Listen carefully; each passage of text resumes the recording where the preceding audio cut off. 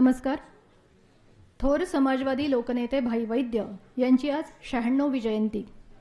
यानिमित्त भाई वैद्य फाउंडेशन आणि आरोग्य सेना यांच्या वतीनं दरवर्षी दिल्या जाणाऱ्या अत्यंत प्रतिष्ठेच्या यंदाच्या लोकनेते भाई वैद्य युवा नेता राष्ट्रीय प्रदान पुरस्कार सोहळ्यात भाईंना अभिवादन करून मी ममता क्षेमकल्याणी आपणा सगळ्यांचं या ठिकाणी मनपूर्वक स्वागत करते. आजचा हा पुरस्कार आपण ज्यांच्या हस्ते देणार आहोत ते माननीय निर्भय पत्रकार निरंजन टकले यांना आपण देणार आहोत. भाई वैद्य फाउंडेशन आणि आरोग्य सेनेचे राष्ट्रीय अध्यक्ष, समाजवादी विचारवंत, पुरोगामी जनगर्जना या मासिकाचे संपादक पत्रकार डॉक्टर अभिजित वैद्य यांना मी विनंती करते की त्यांनी कृपया व्यासपीठावर यावं. तसंच आजचे पुरस्कारार्थी निर्भय पत्रकार माननीय निरंजन टकले सर, भाई वैद्य फाउंडेशनच्या सचिव डॉक्टर गीतांजली वैद्य, आरोग्य सेनेचे सरचिटणीस लक्ष्मीकांत मुदडा, भाई वैद्य फाउंडेशनचे विश्वस्त प्राध्यापक डॉक्टर प्रताप रावळ, भाई वैद्य फाउंडेशनच्या विश्वस्त डॉक्टर प्राची रावळ आणि आरोग्य सेनेचे जिल्हा शाखा प्रमुख अतुल रुणवाल या सर्वांना मी व्यासपीठावर येण्याची विनंती करते. लोकशाही समाजवाद हा भाई वैद्य यांच्या जीवनकार्याचा गाभा होता. राजकीय महत्वाकांक्षा बाजूला ठेवून आयुष्यभर निष्ठापूर्वक समाजवादी विचारांची जोपासना करणारे नेते ही भाईंची प्रमुख ओळख. त्यामुळेच त्यांच्या जयंतीनिमित्त त्यांच्या विचारकार्याचा जागर करण्यासाठी आजच्या या पुरस्कार प्रदान सोहळ्याचं आयोजन केलं जातं.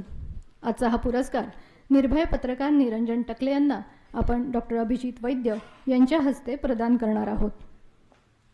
सर्व मान्यवरांचं स्वागत करून आरोग्य सेनेच्या केंद्रीय समिती सदस्य वर्षाताई गुप्ते यांना मी कार्यक्रमाचं प्रास्ताविक करण्याची विनंती करते. आज लोकनेते आदरणीय भाई वैद्य यांची 96वी जयंती आहे. आपल्या सर्वांच्या वतीने भाईंना भावपूर्ण आदरांजली अर्पून या कार्यक्रमाला सुरुवात करते. आजच्या कार्यक्रमाचे अध्यक्ष, आरोग्य सेनेचे संस्थापक अध्यक्ष माननीय डॉक्टर अभिजित वैद्य, आजचे लोकनेते भाई वैद्य युवा राष्ट्रीय पुरस्कारचे मानकरी पुरोगामी पत्रकार निरंजन टकले सर, भाई वैद्य फाउंडेशनचे सर्व विश्वस्त, आरोग्य सेनेचे सर्व पदाधिकारी, आरोग्य सैनिक आणि आपण सर्व मान्यवर उपस्थित आहात, सर्वांचं मनापासून स्वागत. भाई वैद्य फाउंडेशन हे भाईंनी स्थापन केले असून भाई असल्यापासून अनेक उपक्रम सातत्याने राबवले गेले. त्याचाच एक भाग म्हणजे कार्यकर्ता पुरस्कार. तसेच राष्ट्रसेवा दलाच्या रावसाहेब पटवर्धन हायस्कूलमधील पहिल्या येणाऱ्या 10वी 12वीच्या विद्यार्थ्यांना अण्णासाहेब वैद्य व पार्वतीबाई वैद्य हा मानाचा पुरस्कार दिला झाला. प्राचार्य नलिनीताई वैद्य यांच्या नावाने समाजाभिमुख शिक्षक राज्य पुरस्कार प्रदान करण्यात येत आहेत. हे उपक्रम आज भाई आपल्यात नसले तरी चालू आहेत. भाईंचे विचार कायम आपल्याला प्रेरणा देतात. भाईंचे जीवनच समाजकार्यासाठी होते.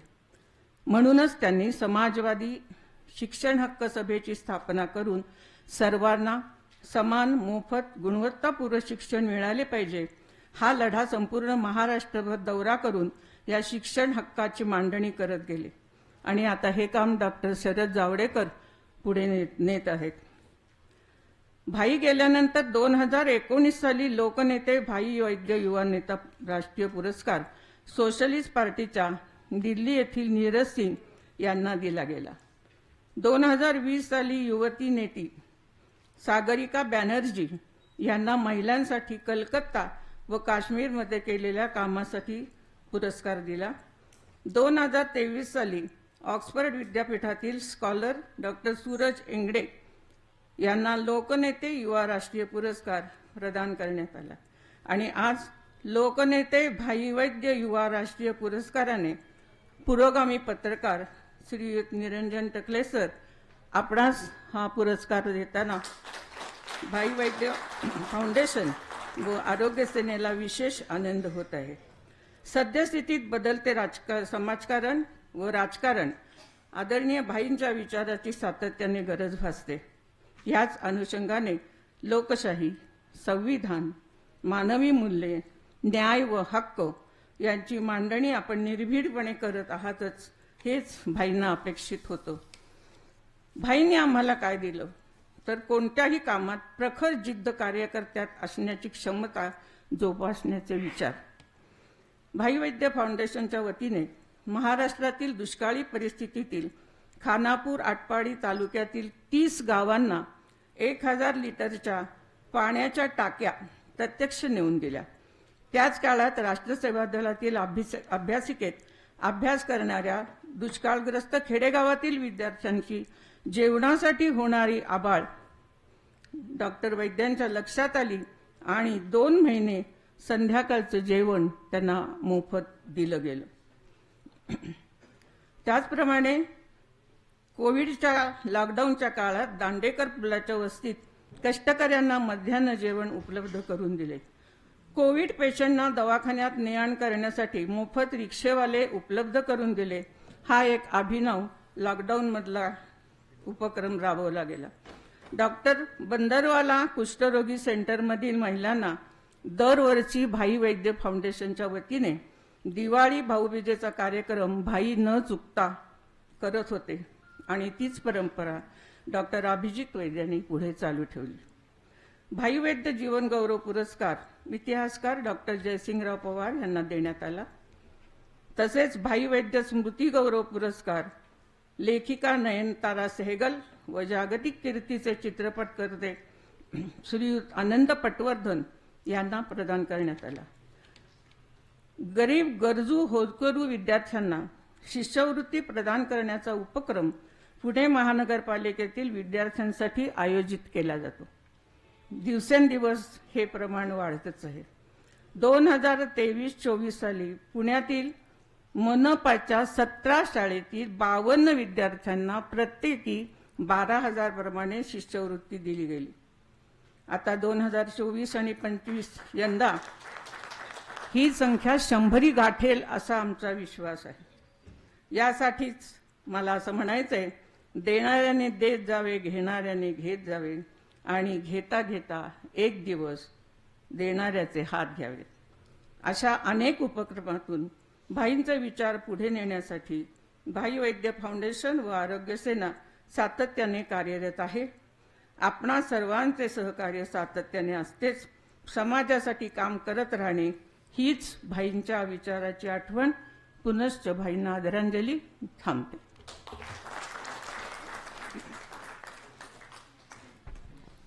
धन्यवाद वर्षाताई. लोकनेते भाई वैद्य युवा नेता पुरस्कार हा साहित्य, कला, संस्कृती, इतिहास, विज्ञान, संशोधन, पत्रकारिता, राजकारण, समाजकारण आणि अर्थकारण अशा विविध क्षेत्रांमधील त्या व्यक्तीचं राष्ट्रीय पातळीवरील योगदान आणि त्या क्षेत्राचं भविष्यात नेतृत्व करण्याची क्षमता लक्षात घेऊन दिला जातो.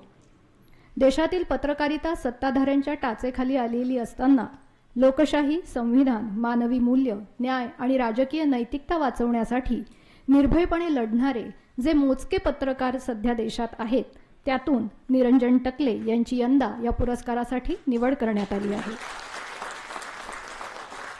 आजच्या पुरस्काराचे मानकरी निरंजन टकले यांचं पुष्पगुच्छ देऊन स्वागत करावं अशी विनंती मी प्रसिद्ध नगररचनाकार डॉक्टर प्रताप रावळ सरांना करते.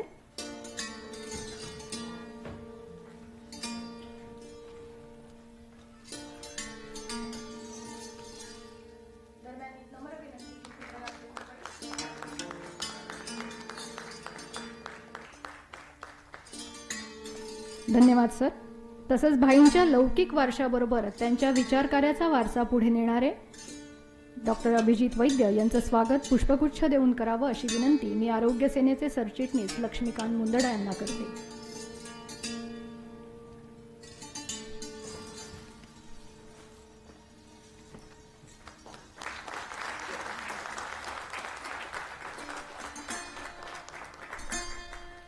धन्यवाद.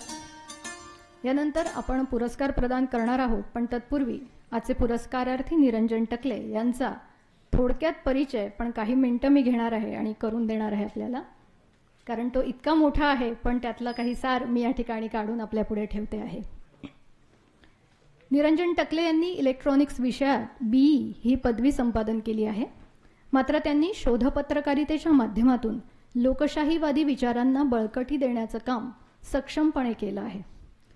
2010 ते 2017 या काळात द वीक या साप्ताहिकाचे विशेष प्रतिनिधी, सहारा समय या वाहिनीचे इनपुट संपादक, IBN लोकमत आणि CNN वाहिनीचे प्रतिनिधी, वेद न्यूजचे संपादक आणि अँकर म्हणूनही त्यांनी जबाबदारी पार पाडली आहे.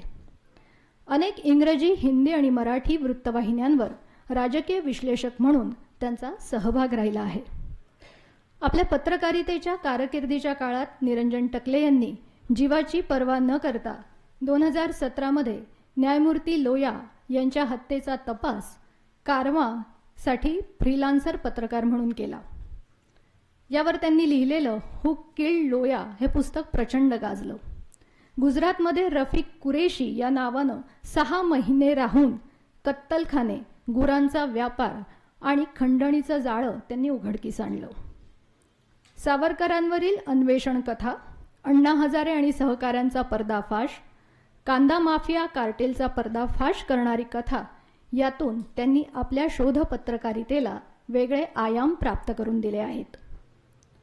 पाकिस्तानच्या तुरुंगात वर्षानुवर्षे शिक्षा भोगणाऱ्या भारतीय कैद्यांवर अनवॉन्टेड इंडियन्स या त्यांच्या कथेमुळे तिथल्या 59 कैद्यांची सुटका झाली. तर गोईंग गोवन गॉन या गोव्यातील बेकायदेशीर खाण घोटाळ्यावरील कथेमुळे सर्वोच्च न्यायालयाने लोह खनिजाच्या 97 खाणी कायमच्या बंद केल्या.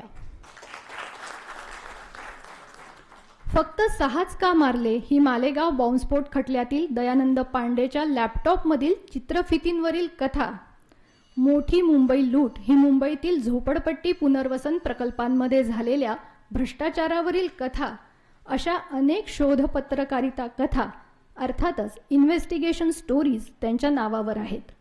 त्यातील केवळ निवडक कथांचा उल्लेख मी या ठिकाणी केला आहे.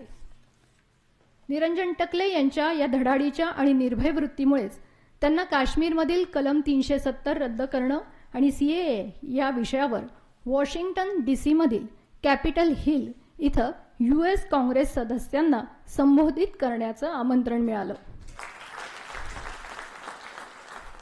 तसंच 2018 ते 2024 या कालावधीत दरवर्षी भारतातील धार्मिक स्वातंत्र्यावरील US राज्य विभागाला संबोधित करण्याची संधी देखील त्यांना मिळाली. अमेरिकेच्या अध्यक्षांनी नरेंद्र मोदींना दिलेल्या डिनरच्या निमंत्रणाच्या विरोधात व्हाईट हाऊसमधील रॅलीत बोलण्यासाठी अमेरिकन काँग्रेस सदस्यांकडून त्यांना निमंत्रण देण्यात आलं. USA मधील Harvard, New York university, George Washington university, Chicago university, Michigan university यांसारख्या प्रतिष्ठित विद्यापीठांमध्ये, UK मधील ऑक्सफर्ड आणि ब्रिटिश कोलंबिया युनिव्हर्सिटी आणि कॅनडातील मॅकगिल युनिव्हर्सिटीमध्ये journalist on a fascist trail या विषयावर त्यांची अनेक व्याख्याने झाली आहेत.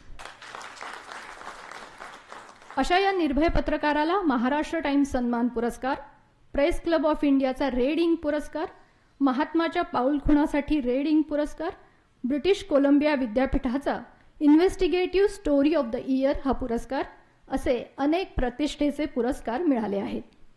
आणि आज या सर्व पुरस्कारांमध्ये एका अशा जीवनव्रती व्यक्तीच्या नावाने दिल्या जाणाऱ्या राष्ट्रीय पुरस्काराची भर पडते आहे की भाई वैद्य हे त्यांचं नाव की जे लोकशाही मूल्यांच्या बरोबरीने घेतलं जातं. मी डॉक्टर अभिजित वैद्य सरांना विनंती करते की आजचा हा राष्ट्रीय पुरस्कार त्यांनी निरंजन टकले यांना प्रदान करावा. यंदाचा लोकनेते भाई वैद्य युवा नेता राष्ट्रीय पुरस्कार या ठिकाणी प्रदान केला जात आहे. स्मृतिचिन्ह, भाईबंध हा ग्रंथ, शिक्षण हक्क हा ग्रंथ तसंच शब्दांचीच शस्त्रे हे पुस्तक असं या पुरस्काराचं स्वरूप आहे. टाळ्यांच्या गजरात आपण हा पुरस्कार प्रदान सोहळा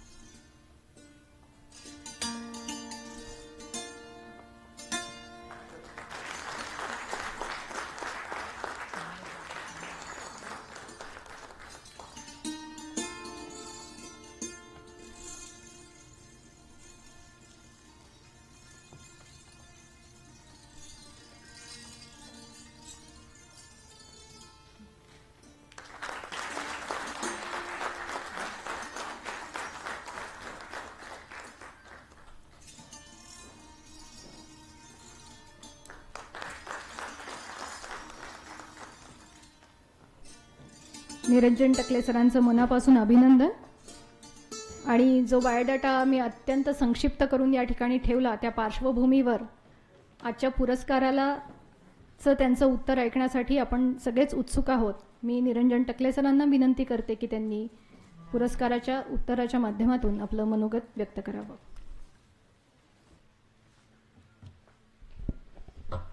आजच्या या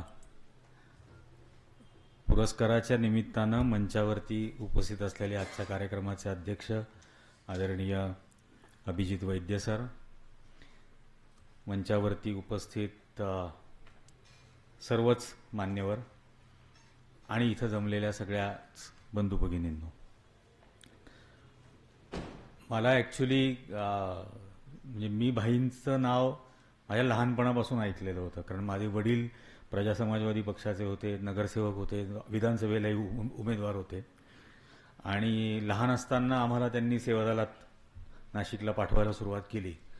नंतर आणीबाणीनंतर जनसंघाबरोबर जाणं मान्य नाही, यामुळे ते या सगळ्याच समाजवादी याच्यापासून लांब झाले, म्हणजे ते बाजूलाच झाले पूर्णपणे. तर त्यावेळेला मी चौथीत होतो, त्यामुळे मला हे समजायचं नाही की जनसंघ म्हणजे काय, मुळात समाजवादी विचारसरणी काय. पण सेवादलात जायला सुरुवात झालेली होती आणि तिथं ते स्कूल ऑफ थॉट होतं आणि त्या स्कूल ऑफ थॉटमध्ये हा सगळा स्वातंत्र्य आंदोलनाचा इतिहास, त्याच्यानंतरचा भारताच्या निर्माणाचा इतिहास म्हणजे, आणि ते खूप महत्वाचं आहे कारण 16 ऑगस्ट 1947 नंतरचा इतिहास हा अभ्यासक्रमात शिकवलाच जात नाही. तो 16 ऑगस्ट 47 नंतरचा इतिहास हा रोज तिथं शिकवला जायचा. वर्षातून 2 शिबिरं असायची आणि लेखी परीक्षा व्हायची, तोंडी परीक्षा व्हायची. तोंडी परीक्षेला तर मला अजूनही आठवतं की असं 50 ते 60 या दशकाबद्दल बोल असं सांगायचे आणि खाली बसलेले असायचे सगळेजण. आणि मग मध्येच कोणीतरी थांबवायचं आणि म्हणायचं थांब इथं एखाद्या म्हणीचा वापर कर आणि बघ तू बोलतोय त्याची परिणामकारकता वाढते की नाही. तर असं हे स्कूल ऑफ थॉट जे आर्टिक्युलेशन शिकवत होतं, जे आयडिओलॉजी शिकवत होतं, हे नंतर बंद पडलं, पूर्णतः बंद झालं. आणि त्याचा काय परिणाम आहे हे आपण 2014 पासून पाहतोय, भोगतोय, ते स्कूल ऑफ थॉट बंद होण्याचा. कारण त्यांचं चालू राहिलं, ते 8व्या वर्षी मुलांना त्यांच्या शाखेत घेत राहिले, ते सगळं विषप्रयोग 10 वर्ष त्या मुलांवर करत राहिले आणि त्यामुळे आज आपल्याला हा 14 पासूनचा काळ भोगावा लागतोय. पण डेफिनेटली हे जे मी सतत म्हणजे भाई वैद्य, गप्र प्रधान, SM जोशी, नानासाहेब गोरेंची जी नात आता अमेरिकेत असते, तर त्यांच्याशी माझे अजूनही संबंध आहेत, शिकागोला ते राहतात. तर ही सगळी नावं सतत ऐकत होतो, त्यांच्याबद्दल वाचत होतं. आमचं वर्तमानपत्रांचं नाशिकला दुकान होतं, तर त्यामुळे रोज तिथं पेपर वाचायचा, कारण पेपर सगळेच वाचायला मिळायचे. तर ते होतं. शांताबाई दाणींसारखी लोकं नाशिकमध्ये होती, जी म्हणजे मी असं म्हणतो की ती कुटुंबाच्या बाहेरची असलेली संस्कार केंद्र होती. आणि मी त्यांच्याकडे पेपर टाकायला जायचो. मी इयत्ता 4थी ते 12वी नाशिकला पेपर विकले. तर पेपर टाकायला जायचो तर त्या दरवेळेला आतमध्ये बोलवून घ्यायच्या. आतमध्ये बोलल्यानंतर आज काय महत्वाची बातमी आहे ती सांगायची, जी म्हणजे ओरडण्यासाठी म्हणून जी वाचली असेल, कळली नसायची ती, पण ओरडण्यासाठी म्हणून जी वाचलेली बातमी असायची ती सांगायची त्यांना. त्याच्यानंतर त्या विचारायच्या की याचा महापौर म्हणजे काय, महापालिका म्हणजे काय, असं त्या विचारायच्या. आणि मग 2 मिनिटात काहीतरी त्या मुलाला समजेल अशा भाषेमध्ये त्या समजावून सांगायच्या. एकदा त्यांनी मला असे भिंतीवरचे फोटो दाखवले. मला म्हणे की हे सगळेजण कोण आहेत माहिती आहे का तुला? तर मला त्यातलं म्हणजे अर्थात छत्रपती शिवाजी महाराज माहिती होते, बाबासाहेब आंबेडकर हे नाव माहिती होतं, महात्मा गांधी हे नाव माहिती होतं. आणि तर मी सांगितलं, तर मला म्हणे की या बाई कोण आहेत म्हणे. तर म्हटलं मला नाही माहिती. तर म्हणे अरे काय तुला माहित नाही, यांच्यामुळे तर तुझ्या आईचं शिक्षण झालं, यांच्यामुळे तर तुझ्या आईवडिलांचं लग्न झालं. तर मला काही समजलं नाही. म्हटलं काय नाव त्यांचं? तर म्हणे सावित्रीबाई फुले. तर म्हटलं बरं. मी आपलं घरी गेलो, घरी जाऊन आईला विचारलं की आपलं आणि त्यांचं काही नातं होतं का? तर ती आई म्हटली की नाही. तर तिने पण मला एक 4थी 5वीतल्या मुलाला समजेल अशा भाषेत सांगितलं. पण शांताबाई हे 12वी पर्यंत मला शिकवत होत्या. म्हणजे मी रोज त्यांच्याकडे पेपर टाकायला जायचो. आणि नंतर कळलं की आई माझी बालविधवा होती आणि संयुक्त महाराष्ट्राच्या आंदोलनात प्रतापगडाच्या मोर्चामध्ये त्या दोघांची भेट झाली. भेट झाल्यानंतर त्यांनी लग्न करायचं ठरवलं. बेळगावला बॅरिस्टर नाथपै त्यांना घेऊन गेले आणि बेळगावला त्यांचं लग्न लावलं. तर तेव्हापासून ते या गोष्टी माहिती होत्या आणि त्याचा डेफिनेटली एक खूप खोलवर रुजून राहणारा जो परिणाम असतो तो होत होता. म्हणजे मी जरी इंजिनिअरिंग केलं, माझी इच्छा खरं तर वकील होण्याची होती, पण 11वीची 6 महिने झाल्यानंतर मी रिपोर्ट कार्ड घरी आणलं, त्यावेळेला वडील चिडले की तुला कोणी सांगितलं आर्ट्सला ऍडमिशन घ्यायला, तू उद्या कॉलेजमध्ये दुसऱ्या दिवशी ते आले आणि त्यांनी मला सायन्सला टाकलं. तर त्याच्यामुळे मग मी इंजिनियर झालो आणि काही वर्ष इंजिनिअरिंग क्षेत्रामध्ये होतो, पण मूळ बातमी या गोष्टीशी संबंध खूप जुळून आलेला होता. आणि आधी नुसती वाचायचो, नुसती ओरडायचो, त्याच्यानंतर ती समजायला लागलेली होती बातमी. आणि त्यानंतरच्या काळामध्ये या बातमीमुळे काय परिणाम होतोय, या बातम्यांमुळे हे समजत होतं. गेल्या वेळेला म्हणजे आता काही दिवसांपूर्वी राष्ट्रसेवा दलाचा कार्यक्रम झाला आणि तिथं बाबा मला म्हटले, आदरणीय बाबासाहेब आढाव, की थोडंसं पत्रकारितेबद्दल बोल. तर मला म्हणजे मी त्यावेळेला जे 2-3 गोष्टी सांगितल्या की माझ्या आजोबा स्वातंत्र्य सैनिक होते, 1882चा जन्म, 1986 साली वारले 104 वर्षाचे असताना. तर ते सतत त्या काळातला इतिहास सांगायचे. ते एक नाव ते कायम मला सांगायचे की गणेश शंकर विद्यार्थी. गणेश विद्यार्थी नावाचे पत्रकार होते आणि त्यांच्यावरती महात्मा गांधींचा प्रचंड प्रभाव होता. पंडित नेहरूंबरोबर रायबरेलीतलं 1920 साली पहिलं शेतकऱ्यांचं आंदोलन त्यांनी केलं होतं. आणि चंद्रशेखर आझाद, भगतसिंग आणि पंडित नेहरू यांच्यामधला दुवा हे गणेश विद्यार्थी होते. पण कानपूरमध्ये ज्यावेळेला दंगल घडली त्यावेळेला ती दंगल रोखायला गणेश विद्यार्थी रस्त्यावरती उतरले आणि माझ्या शरीराचे तुकडे केले तरच तुम्ही या मुसलमानांच्या वस्तीत घुसून दंगल करू शकाल. आणि स्वतःच्या अंगावरती 34 वार घेतले, तिथं पडले, मृत्युमुखी पडले. पण असा हा एक पत्रकार होता जो या देशात दंगल होऊ नये, समाजात दंगल होऊ नये यासाठी प्रयत्न करत होता. ते एक कायम लहानपणापासून ऐकलेली गोष्ट होती.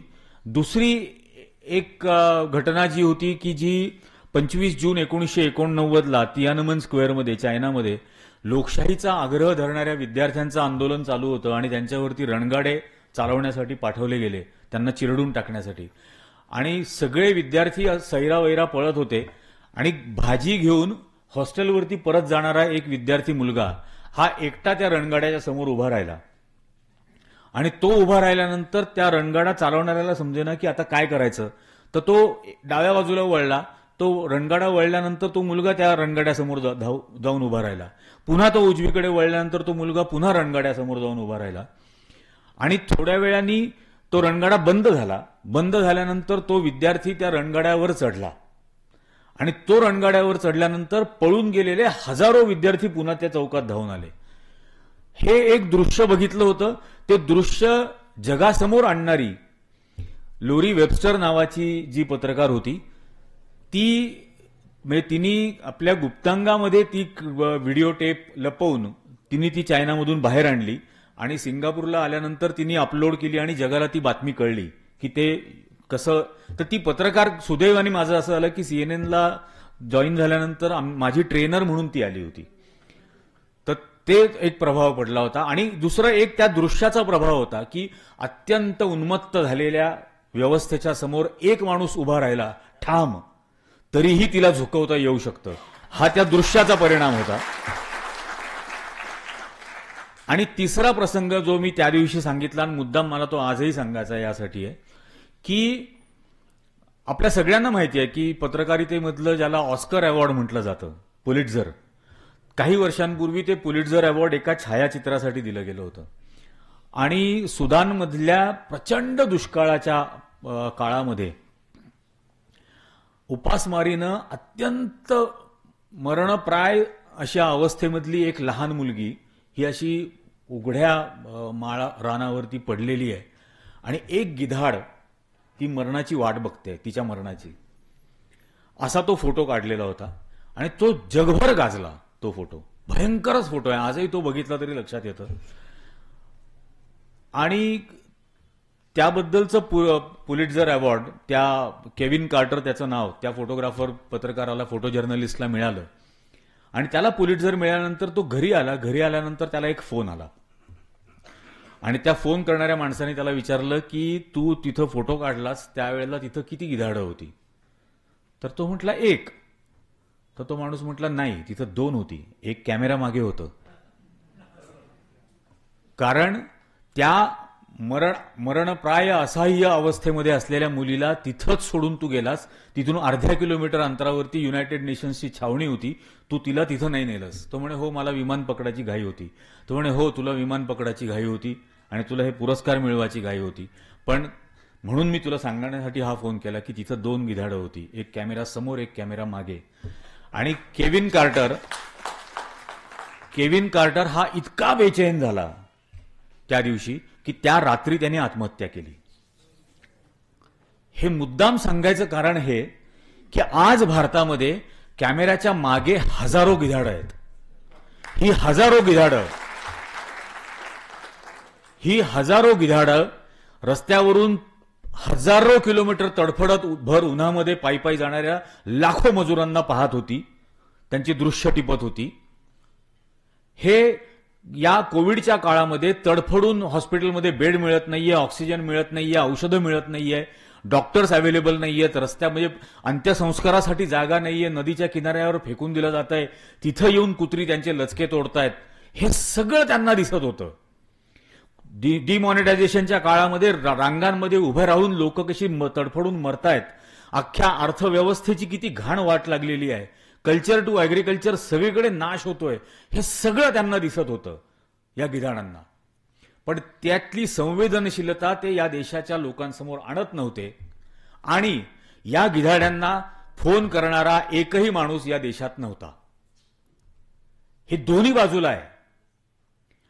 यांना हे जाणवून दिलं पाहिजे की तुम्ही गिधाड आहात, असा त्यांना फोन करून देणारा सुद्धा कोणीतरी हवा, त्यांना बेचैन करणारा, त्यांना अस्वस्थ करणारा सुद्धा माणूस हवा. तो एक टेलिफोन कॉलर पाहिजे.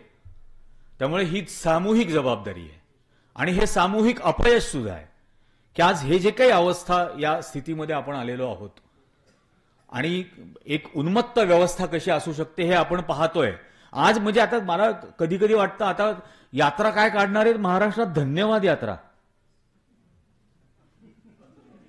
म्हणजे कशाबद्दल? 23 वरून तुम्हाला 9 वर आणून ठेवलं याबद्दल धन्यवाद. पण हा ॲरोगन्स आहे. हे दाखवून देणे की आम्ही अजूनही विजयी आहोत. एक कोणतरी आमच्या इथं होर्डिंग लावलं की अश्वमेध, मोदींचा अश्वमेध. मी म्हटलं अरे बाबा, तुला अश्वमेधाची कथा पूर्ण माहिती आहे का? की तो सगळा अश्वमेध पूर्ण झाल्यानंतर त्या घोड्याला मारायचं असतं. त्या अश्वमेधाच्या घोड्याला मारायचं असतं. आम्ही आता फक्त घोडा रोखलाय, पुढचं बाकी आहे. पण हे काहीच हा जो उन्मत्तपणा आहे ना, की म्हणजे इम्प्युनिटी आपण ज्याला म्हणू, की आम्हाला कोण थांबवणार, आम्हाला कोण बोलणार, आम्हाला कोण रागवणार, आम्हाला कोण प्रश्न विचारणार आणि आम्ही प्रश्न विचारूच देणार नाही.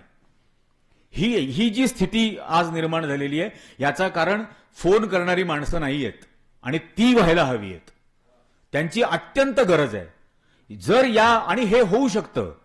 आमच्याकडे नाशिकला सुरेश चव्हाणके, सुदर्शन चॅनलचा एक आहे वेडा, त्याची नाशिकमध्ये जाहीर सभा होणार होती आणि मी नाशिकमधल्या सर्व संपादकांना जाऊन सांगितलं की तुम्ही याची एका ओळीची जरी बातमी केली तर मी इथं तुमच्या ऑफिसमध्ये येऊन तुम्हाला काळं फासेन. पण माझ्या नाशिकला जिथं धार्मिक द्वेषाचा बट्टा लागलेला नाही आजपर्यंत, तिथं जर असा बट्टा लावणारा माणूस येऊन काहीतरी बरवून गेला आणि त्याची तुम्ही जर प्रसिद्धी करणार असाल तर मी येईन आणि मी तुम्हाला काळं फासेन. जे होईल ते होईल पुढे. दुसऱ्या दिवशी एकाही वर्तमानपत्रांनी एकाही ओळीची त्याची बातमी नाही केली. पण हे आपल्याला आता करायला लागेल. हे कारण प्रचंड अतिरेक चाललेला आहे, ज्या पद्धतीने चाललेलं आहे हे आता. म्हणजे परीक्षा पे चर्चा याच्यावर 11 कोटी रुपये खर्च करणारा माणूस 24 लाख विद्यार्थ्यांची नीटची परीक्षा म्हणजे किती बेछूट पद्धतीने भ्रष्ट मार्गाने चालली याबद्दल बोलायला तयार नाही. पण परीक्षा पे चर्चावरती 11 कोटी रुपये खर्च करतो. 11,000 कोटी रुपये. रघुराम राजन म्हटले की जो देश म्हणजे जे सरकार त्या सरकारच्या प्रसिद्धीसाठी 11,000 कोटी रुपये खर्च करू शकतं, तिथं फक्त विनाश होऊ शकतो. या स्थितीला आपण येतोय कारण आपण त्यांचं उत्तरदायित्व निर्माणच करत नाहीये, आपण त्यांना प्रश्नच विचारत नाहीये. ही जी काही लोकशाही मूल्य अगदी पंडित नेहरू, महात्मा गांधींपासून भाई वैद्यांपासून प्रत्येकाने या समाजामध्ये वाढावी यासाठी म्हणजे अतोनात कष्ट घेतले. आपण फक्त ही नावं घ्यायची आहेत का? कधी त्यांनी दिलेल्या मार्गाने आपण पुढे जाणार आहोत? एका टप्प्यापर्यंत त्यांनी आणून ठेवलं ना आपल्याला, पुढे आपलं काम आहे ना, सक्षम केलं. म्हणजे मला सतत हा प्रश्न पडतो की मला 2 हात आहेत, 2 पाय आहेत, खांदा आहे, त्याच्यावर एक अवयव आहे जो विचार करतो, एक आणखीन एक आहे जो बोलतो विचार केलेल्या पद्धतीने. तर मग हे करायचं की नाही करायचं? मी प्रश्न विचारायचे की नाही विचारायचे? काहीतरी माझं सायंटिफिक रॅशनल मी जागा ठेवायचा की नाही? हा जो आपल्या देशामध्ये एक इंडिपेंडंट ऑब्जेक्टिव्ह पद्धतीची एज्युकेशन सिस्टीम होती, ही संपूर्ण खलास करण्याचं काम चाललंय देशभरामध्ये. ना तिचं इंडिपेंडन्स टिकवलंय, ना त्याची ऑब्जेक्टिव्हिटी टिकवलेली आहे त्या शिक्षणाची. काय आता ती मध्यंतरी कुठल्या एंट्रन्स एक्झामची पेपरमधले प्रश्न आले होते, राम मंदिराची प्राणप्रतिष्ठा कधी झाली, किती तारखेला झाली, हा प्रश्न असू शकतो का? मग हा प्रश्नच खरा असायला नको. कुठल्या तरी म्हणजे शैक्षणिक अभ्यासक्रमाच्या एंट्रन्स एक्झामची पेपरमधला हा प्रश्न असू शकतो का की राम मंदिराची प्राणप्रतिष्ठा किती तारखेला झाली? आमच्याकडे ते आले होते नाशिकला ज्या वेळेला 4 दिवस आधी 17 जानेवारीला, आणि म्हणजे 3 तास नाशिकमध्ये होते, 4 वेळेला कपडे बदलले. काळाराम मंदिरामध्ये जाऊन म्हणजे धुतलेली फरशी वरती ते पोछा फिरवण्याचा प्रकार केला. मी तेव्हा एक पोस्ट टाकली होती की एक्झॅक्टली 5,000 वर्षापूर्वी आजच्याच दिवशी रावण पण नाशिकला आला होता. तर ते मी जे म्हणतो ना लो आयक्यू बुलडोजर असतात हे, तर त्यांनी याच्या रेखानी कशावरून आजच्याच दिवशी आला होता. म्हटलं अरे 1-2 दिवस मागं पुढं. तो श्रीलंकेहून आला होता, हा दिल्लीहून आला. पण हा जो अख्खा लो आयक्यू बुलडोझरचा जो प्रकार आहे, म्हणून मी सतत हे म्हणतो की हे स्कूल ऑफ थॉट जर आपण सुरू केलं तर यांना निरुत्तर करून टाकू शकतो आपण, अक्षरशः निरुत्तर करू शकतो. आता हे मी जे म्हटलं आभार यात्रा, काय म्हणजे कशासाठी आभार यात्रा, आणि का हा सगळा ढोंग करण्याचं कारण काय? आता ज्या पद्धतीने या सगळ्या दलित मुस्लिमांमुळे भाजपला अपयश आलं, त्यांनी आमच्या विरोधात मतदान केलं, ते काय भारताचे नागरिक नाही आहेत का? भारताच्या नागरिकांनी हरवलं तुम्हाला. म्हणजे या देशाचा पंतप्रधान पहिल्या 4 राऊंड पाठीमागं होता, 1.5 लाख मतांनी निवडून आले. कुठल्या अर्थाने तुम्ही म्हणणार की नरेंद्र मोदी या देशातला सगळ्यात लोकप्रिय नेता आहे? भारतीय जनता पक्षाचे 114 खासदार मोदींपेक्षा जास्त मताधिक्याने निवडून आलेत. 114. आमचा नंदुरबारचा गोवाल पाडवी हा त्यांच्यापेक्षा जास्त मतांनी निवडून आलाय.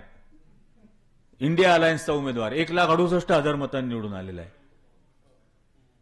आणि काय तरी सुद्धा हे रेटून नेण्याचा प्रयत्न करत. सीएसडीएसनी उत्तर प्रदेशमध्ये सर्व्हे केला, नरेंद्र मोदी राहुल गांधींपेक्षा कमी पॉप्युलर आहेत. आणि राहुल गांधीला पप्पू, म्हणजे मी तर आता आधी मी गोळवलकरांना पप्पू म्हणायचोच, आता मी मोदींना पण पप्पू म्हणणार, कारण त्यांना ते परमपूज्य म्हणतात, मी पप्पू म्हणायचो. हे स्वतःच म्हणतात की मी परमेश्वर पुत्र आहे. त्यामुळे यांनी स्वतःला पप्पू म्हणून घेतलंय. संपूर्ण या देशाची निवडणूक मछली, मटन, मुसलमान, मुस्लिम लीग, मंगलसूत्र आणि मुजरा या मच्या पलीकडे जायला तयार नाही. मणिपूरने बोलावं असं वाटत. हे सगळं करताना या गलिच्छ पातळीवरती आणून ठेवायचा राजकीय प्रचार, आणि परमेश्वरांनी मला पाठवलंय. अरे या देशातल्या सर्वसामान्य गरीब माणसांनी दाखवून दिलं या निवडणुकांमध्ये की तू बायोलॉजिकलच आहेस आणि तू इलॉजिकल पण आहेस. ही या देशातल्या सामान्य माणसाची ताकद आहे. त्यामुळे बिलकुल असं समजायचं नाही की मीच म्हणजे भारत किंवा मी म्हणजे अपराजितच राहणार सतत. हे बिलकुल या भ्रमामध्ये राहायचं कारण नाही. आणि ही ताकद या देशातल्या त्या सामान्य माणसाची आहे. त्या सामान्य माणसाच्या मनामधला तो आत्मविश्वास आपण वाढवायला हवा. हे 240ला थांबू शकतात तर दाखवलंच. याच्यामध्ये बरेच फॅक्टर्स आहेत. म्हणजे पहिल्या 5 फेऱ्यांमध्ये 126 मतदारसंघांमध्ये 126 मतदारसंघांमधला विजयी उमेदवार भारतीय जनता पक्षाचा हा 0 ते 6,000 या फरकाने निवडून आलेला आहे. आणि या पहिल्या 5 फेऱ्यांमध्ये वाढवलेल्या मतांची संख्या 1 कोटी आहे. वाढवलेल्या मतांची संख्या 1 कोटी आहे. हे 126 वजा केले तर हे 114 वर येतात. पण तरीही हे तुमचं मॅनिप्युलेशन सुद्धा आम्ही पराभूत करू, हे आता सांगण्याची वेळ आहे. आणि 100% मध्यावधी निवडणुका लागणार. त्यामुळे या निवडणुकांचा निकाल लागल्यानंतर ज्या असंसदीय पद्धतीने सगळा प्रकार झाला, पंतप्रधान पदाची शपथ सुद्धा घेऊन टाकली. म्हणजे भारतीय जनता पक्षाच्या संसदीय पक्षाची बैठकच झालेली नाही अजूनपर्यंत. पहिल्यांदा त्यांचा संसदीय पक्ष त्यांचा नेता निवडेल, मग त्यांच्या नेत्या निवडीला एनडीए अलायन्स हे मान्यता देईल. मग तो एनडीएचा नेता म्हणून मान्य झाल्यानंतर राष्ट्रपतींकडे प्रस्ताव देईल. मग राष्ट्रपती बोलवतील शपथविधीसाठी. बहुमत सिद्ध करायला लागेल. एक भारतीय जनता पक्षाच्या संसदीय पक्षाची बैठक न होता शपथही घेऊन मोकळे. आता ते कुठलीच शपथ पाळत नाही हा भाग वेगळा. जे निवडणुकांमध्ये सांगत होते ना, आपणही त्यावेळेला तेच बोलत होतो की गॅरंटी. किती फरक आहे बघा तुम्ही. पहिले जो राम को लाए है उनको हम लाएंगे, सगळा प्रचार राम राम राम या नावाने केला. पोस्टर पासून सगळ्या गोष्टी ठिकाणी लावले. इथं पण मी पुण्यात बघितले होते लावलेले होर्डिंग्स रामाच्या नावाने. आणि मोदी की गॅरंटी, मोदी की गॅरंटी, मोदी की गॅरंटी. तो भाग वेगळा की 1968 साली अग्नीच्या साक्षीनी 7 फेरे घेऊन एका बाईला गॅरंटी दिली होती 7 जन्माची. ती एकही जन्म नाही पाळली. आणि मग जसा निवडणुकांचा निकाल लागला, लगे 2 तासात संध्याकाळी भारतीय जनता पक्षाच्या कार्यालयामध्ये भाषण केलं, एनडीए सरकार की तिसरी बारी. तोपर्यंत मोदी सरकार. आणि त्या दिवशी साक्षात्कार झाला एनडीए सरकार. तर बरं झालं हा साक्षात्कार झाला. त्याच वेळेला हे लक्षात आलं की हे फार काळ टिकणार नाही. आणि त्यामुळे त्याच्या दुसऱ्या दिवसापासूनचा आपला प्रवास हा मध्यावधी निवडणुकांच्या प्रचाराचा आहे. 1001% मध्यावधी निवडणुका लागणार. आणि त्या मध्यावधी निवडणुकांमध्ये यांना 240 वरून 114 वरती आणून ठेवायचंय. आणि त्यासाठी आपण हे करायला हवं. म्हणजे हे गेली अनेक वर्ष. आज योगायोगाने सर व्हाईट हाऊसच्या समोर, मोदी व्हाईट हाऊसमध्ये असताना मी व्हाईट हाऊसच्या समोर जे भाषण केलं होतं त्याला आज एक्झॅक्ट वर्ष पूर्ण झालं.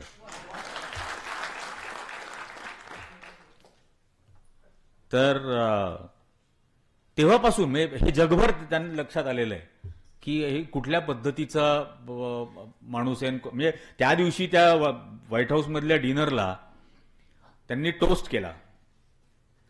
आणि त्या टोस्ट करताना यांचा हात ग्लास रिकामा होता. आणि बायडेन यांनी ज्यावेळेला टोस्ट करण्यासाठी हात उचलला त्यावेळेला त्यांनी बघितलं की याच्या उजव्या हातात आहे. तर बायडेन असं म्हणाले की ग्लास तुमचा जर रिकामा असेल तर तो डाव्या हातात धरायचा. त्याच्यावरती हे हा हा हा हा हा करून खळखळून असले. त्याच्यावर बायडेन म्हणाले, आय एम नॉट किडिंग. पण ते आता काय,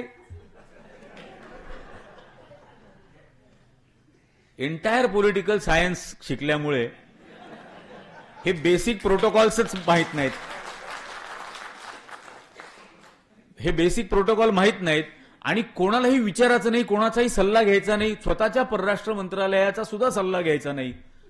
त्यामुळे आत्ताही जो म्हणजे बघा तुम्ही, जगातला पहिला पंतप्रधान आहे जो फक्त सेल्फी काढण्यासाठी इटलीला गेला होता. त्याला G7ला बोलावलं नव्हतं. G7चं निमंत्रण नव्हतं. प्रेक्षक म्हणून पण निमंत्रण नव्हतं. भाषणही तिथं करायचं नव्हतं. काहीच नाही. फक्त तिथं गेले, सेल्फी काढली. आणि त्या सेल्फी काढल्यानंतर त्याच्यामध्ये सुद्धा ती मेलोनी, इटलीची प्राईम मिनिस्टर, त्याही म्हटल्या की welcome to the Meloni club. त्याच्यावर हे आपलं खदा खदा खदा खदा हसायला लागले. हे गेल्यानंतर काय म्हणत असतील ते आपापसात कल्पनाच नाही करू शकत ना. आणि मग जॉन पोलला जाऊन मिठी मारली. त्या पोपला मिठी मारताना तुझ्या मणिपूरमध्ये 300 चर्च जळलेत, 150 पेक्षा जास्त बलात्कार झालेत, याची खबरदार पण घ्यायची नाही. त्याच इटलीनी युरोपियन युनियनमध्ये ठराव आणला भारताची निर्भत्सना करणारा मणिपूरच्या बद्दलचा. तिथे जाऊन हा पोपला मिठ्या मारतो, हा भारतात शंकराचार्यांचा अपमान करतो ते प्राणप्रतिष्ठेच्या वेळेला, आणि तिकडे जाऊन पोपला मिठी. ही जी हिपोक्रसी आहे, ही हिपोक्रसी आपल्याला सतत लोकांसमोर दाखवायला लागेल. अख्ख्या निवडणुकीमध्ये बघा तुम्ही काय काय होत होतं. मग ते सगळं मंगळसूत्र बोलून झालं, जिनके बच्चे ज्यादा है उनको बांट देंगे, घुसपैठिये आलेत वगैरे. त्याच्याच टोळीमधल्या पत्रकारांनी जेव्हा त्याला प्रश्न विचारले, त्याने जे जगप्रसिद्ध मुलाखती दिल्या, मैंने बोला ही नहीं म्हणे, आप मेरे मुंह में शब्द डाल रहे हो. तर रुबिका लियाकतला म्हटला की मैं हिंदू मुसलमान अगर करूंगा तो मुझे समाज में रहने का कोई अधिकार नहीं है सार्वजनिक जीवन में. तिला असं वाटलं असेल की आता बांगड्या फोडून घेते मी, याच्यासाठी काय काय नाही केलं, हा मलाच तोंडावर आपटवतोय, इतका मला हा खोटा पाडतोय. आणि संपूर्ण निवडणूक गेली, म्हणजे मगाशी बाबा पण तेच म्हणत होते की संपूर्ण कारकीर्द गेली सगळी 98-99 वर्ष हे फक्त हिंदू मुस्लिम द्वेष निर्माण करायचा, आणि त्या द्वेषामधून आपलं वर्चस्व टिकलं पाहिजे, आपलं वर्चस्व जाणार नाही हे पाहिलं पाहिजे. एवढंच त्याच्या मागचा हेतू. कुठल्या पद्धतीला हे सगळं नेऊन ठेवलं. एक गोष्ट म्हणजे मुद्दाम आता मी सांगतो, योगायोगाने आठवण झाली.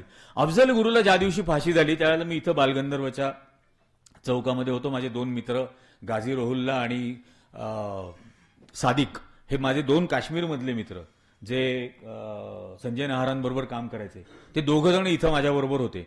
आणि मी त्याला म्हटलं की मला या अफजल गुरुच्या बायकोला आणि वडिलांना भेटायचंय.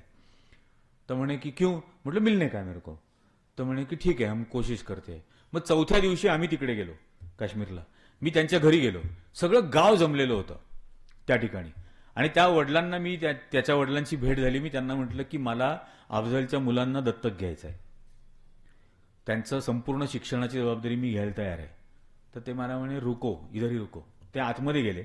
आतमध्ये गेल्यानंतर त्यांच्याकडे ते 40 दिवसचं हे आपल्याकडे जसं सुतक म्हणतात तसं महिला वगैरे बाहेर येत नाही. आतमध्ये गेल्यानंतर त्यांनी अफजलच्या बायकोशी ते बोलल्यानंतर ते बाहेर आले. त्याच्या बायकोनी दिलेली चिठ्ठी आहे माझ्याकडे, घरी फ्रेम करून लावली मी, उर्दूत लिहिली तिने, त्यांनी मला ती समजावून सांगितली.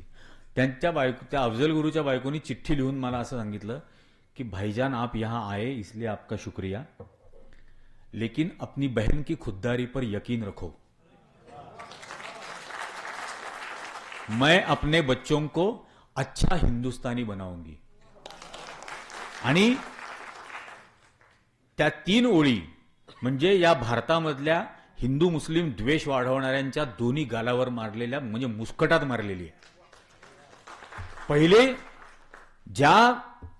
ज्या महिलेचा पती सरकारनी न कळवता, कुठलीही पूर्वसूचना न देता फाशी देऊन टाकला, त्याचं प्रेतही हवाली केलं नाही, त्याचा चेहरा सुद्धा बघू दिला नाही, हे ज्या देशातल्या सरकारनी केलं, त्या देशातला एक माणूस तिला भेटायला गेल्यानंतर, दुसऱ्या धर्माचा माणूस भेटायला गेल्यानंतर ती त्याला भाईजान म्हणते. त्यानंतर ती असं म्हणते की अपनी बहन की खुददारी पर यकीन रखो. म्हणजे मी त्याला म्हणत असतो की मला दत्तक दे तुझी मुलं, मी घ्यायला तयार आहे, त्यांचं शिक्षण दत्तक म्हणून घ्यायला तयार आहे. त्याला ती म्हणते अपनी बहन की खुददारी पर यकीन रखो. ती स्वतःला माझी बहीण म्हणून घेते. ती हेही सांगते की तुझी बहीण खूप स्वाभिमानी आहे, ती असं करणार नाही, दत्तक देणं बिणं ती ते करणार नाही. आणि हे सगळं झाल्यानंतर ती म्हणते की मैं मेरे बच्चों को अच्छा हिंदुस्तानी बनाऊंगी. इतकं झाल्यानंतर सुद्धा ती म्हणते मैं उनको अच्छा हिंदुस्तानी बनाऊंगी. अरे कोणाच्या बद्दल द्वेष पसरवत आहे आणि कशासाठी पसरवत आहे?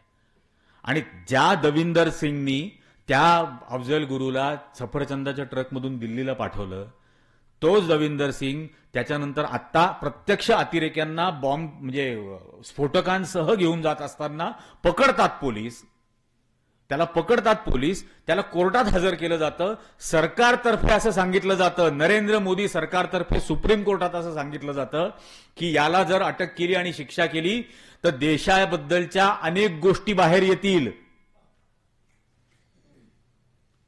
आणि मग त्याची सुटका केली जाते. स्फोटक आणि अतिरेक्यांना वाहून नेत असताना पकडला जातो तो डीएसपी. ही स्थिती तुमच्या माझ्या देशाची. 14 फेब्रुवारी 2019ला तो पुलवामाचा हल्ला झाला. आज तागायत पुलवामाच्या हल्ल्याची चौकशी सुद्धा नेमलेली नाही. आज तागायत विचारलाय आपण प्रश्न हे की ज्या हल्ल्याच्या बद्दल तुम्ही आमच्याकडून मतं मागितली त्याच्याबद्दल तुम्ही आता आम्हाला सांगायला तयार नाही. तो कोणी केला, कसा केला, कोण माणसं होती, कुठून ती स्फोटकं आली, कशी ती जिथपर्यंत स्फोटकं आली, काहीच तुम्ही सांगायला तयार नाही. काही विचारलं की देशभक्तीवर संशय घ्यायचा, नाही तर जा पाकिस्तानला म्हणायचं. जसं यांच्याकडे व्हिसा ऑफिसच उघडून ठेवलंय पाकिस्तानचं. काही झालं की जा पाकिस्तान. इतकं सोपं करून ठेवायचं होणार आहेत का गोष्टी? जो मनुष्य टेलिव्हिजन चॅनलच्या समोर 27 फेब्रुवारी 2019ला येऊन असं सांगत होता की मैंने एयरफोर्स को बोला कि 30,000 फीट के ऊपर अंधेरे में बादलों के पीछे से छुप छुप कर जाओगे और हमला करोगे तो रडार को दिखेगा नहीं, और वैसा करके हमने नीचे 300 आतंकवादियों को मार डाला. मैं जाला मध्यरात्री 3 वाजता 30,000 फुटांवरून ढगांच्या आड लपत लपत खाली 300 माणसं मारली हे दिसत होतं. त्याला दिल्लीच्या सीमेवर किती शेतकरी मेले हे विचारलं तर म्हणतो आकडा नाही आमच्याकडे. कोविडच्या काळात किती माणसं मेली तर म्हणतो आकडा नाही आमच्याकडे.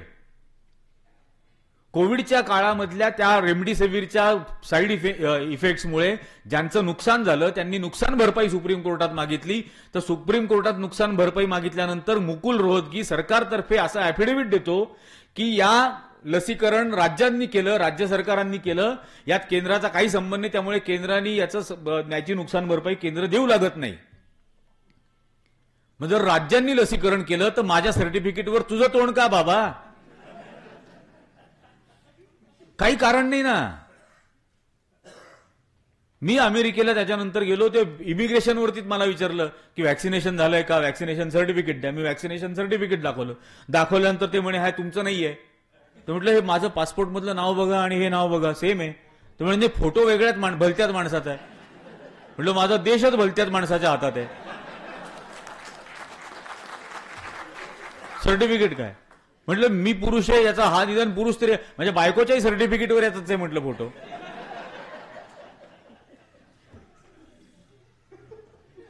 त्यांना खोटं वाटतं, हसतात अक्षरशः. ही टिंगल केली जाते. पण या थरापर्यंत या सगळ्या गोष्टी नेऊन ठेवल्या अत्यंत आत्मकेंद्री. मग ते राहुल गांधी जे बोलला ना की मानसिक परिणाम झालाय त्यांच्यावर, काल का परवाच बोलला, खरी गोष्ट आहे नाही. अत्यंत आत्मकेंद्री, त्याच्या पलीकडे काहीच बघायला तयार नाही, स्वतःच्या पलीकडे. मग चीन ज्या वेळेला सियाचीनच्या लडाखच्या बॉर्डरवरती मिसाईल्सचा ढिगारा ओतत होती, पंतप्रधान ग्राम विकास योजनेचा लाभ घेऊन अरुणाचलमध्ये गाव वसवत होती चीनतर्फे, त्याला हा मोरांना दाणे खाऊ घालत होता. आणि दिवसभर टेलिव्हिजन चॅनलवरती ते मोरांना दाणे खाऊ घालणं दाखवलं जात होतं. कोणीच त्यांना प्रश्न विचारायला तयार नाही. म्हणून हा जो सगळा ज्याला आपण आज गोदी मीडिया म्हणतोय, ही गिधाड आहेत. आपण आता ठरवायचंय या गिधाडांना आपण लज्जित करणार आहोत की नाही. आणि यांना अत्यंत लज्जित केल्याशिवाय आपल्याला हवा तसा बदल होणार नाही. आपण ज्यांचं नाव वारसा म्हणून घेतो, भाई वैद्यांचं असेल, मी माझ्या वडिलांचं नाव घेतो, माझ्या आजोबांचं घेतो, किंवा आपण सगळेच पंडित नेहरू, महात्मा गांधींपासून बाबासाहेब आंबेडकरांपासून या सगळ्या थोर लोकांची जी नावं घेतो, छत्रपती शाहू महाराज, महात्मा फुले, या वारसा सांगण्याचा हक्क आणि अधिकार आपल्याला कधी मिळेल? जेव्हा त्यासाठी आपण काहीतरी किंमत चुकवायला तयार असू. माझ्या पिढीला ते रेडीमेड मिळालं, पण माझ्या मुलीच्या पिढीला भोगावं लागेल अशीच अवस्था आता आलेली आहे ना. अत्यंत भयग्रस्त वातावरण देशभरामध्ये निर्माण करून ठेवलेलं आहे. या पद्धतीने जर होऊ द्यायचं नसेल आपल्याला, तर आज आपण आपला रोल ठरवायला लागेल, आपली भूमिका ठरवायला लागेल, आणि त्याची किंमतही मोजायला आपण तयार राहावं लागेल. कारण हा अर्थकारणाचा जगातला नियम आहे. की प्रत्येक गोष्टीची काही ना काहीतरी कॉस्ट आहे, किंमत आहे. मोफत काही मिळणार नाही. लोकशाही, धर्मनिरपेक्षता, स्वातंत्र्य याच्यातले एकही मूल्य, समानता, न्याय, एकही मूल्य किंमत मोजल्याशिवाय मिळणार नाही. म्हणजे जज लोयांच्याही बाबतीमध्ये मी ज्या पुस्तकात जे मला सर्वात जास्त जे त्या पुस्तकाच्या म्हणजे त्या स्टोरीच्याच वेळेला जे झालं, प्रभात रोडला ती मुलगी मला त्यांची भाची भेटली आणि मी तिला म्हटलं की तू का हे बोलतेस, तुला भीती नाही वाटत का? ती मला असं म्हटली की आणखीन अनुज आणि अपूर्वा निर्माण व्हायला नकोत, म्हणजे त्या लोयांचा मुलगा आणि मुलगी. आणि या देशातले न्यायाधीश जर घाबरले तर या देशातल्या गरिबांना न्याय कोणाकडे मागायचा? आणि हा खरोखर म्हणजे अंतर्मुख करून रात्रभर तुम्ही विचार करू शकाल असा प्रश्न आहे की जर खरोखर न्याय व्यवस्था घाबरली तर त्यांनी न्याय मागायचा कोणाकडे? आज एवढा मोठा तो एक्झिट पोलच्या निमित्ताने एक मोठा फ्रॉड करून झाला, 30 लाख कोटी रुपयाचं स्कॅम झालं. कोण बोलायला तयार नाहीये. हे 30 लाख कोटी गेले कोणाचे? ते यांचे थोडी गेलेत, हे आपले गेलेले आहेत. म्हणजे आता मी तो नुकताच एक स्मार्ट मीटरवरती व्हिडिओ केला होता. काय अख्खा फ्रॉड आहे ना तो. ज्या 5 कंपन्यांना टेंडर दिलं, म्हणजे मुळात अदानी सारखा माणूस पुण्यामध्ये टेंडर भरतो, 3300 रुपये एका मीटरची किंमत, आणि महाराष्ट्र सरकार त्याला टेंडर अलॉट करतं 12,000 रुपये मीटरला. त्यांनी मागितले 3300, सरकार त्याला देतं 12,000 रुपये. आणि या ज्या 5 कंपन्यांना हे दिलं यातली एकही कंपनी मीटर मॅन्युफॅक्चर करत नाही. त्यांनी फक्त सप्लाय करायचं डीलर सारखं. म्हणजे चायनाहून कुठून तरी इम्पोर्ट करणार आणि हे विकणार. त्याच्यानंतर त्यांची काही जबाबदारी नाही, त्याच्या आधी त्यांची काही जबाबदारी नाही. आणि ही सगळी प्रीपेड मीटर.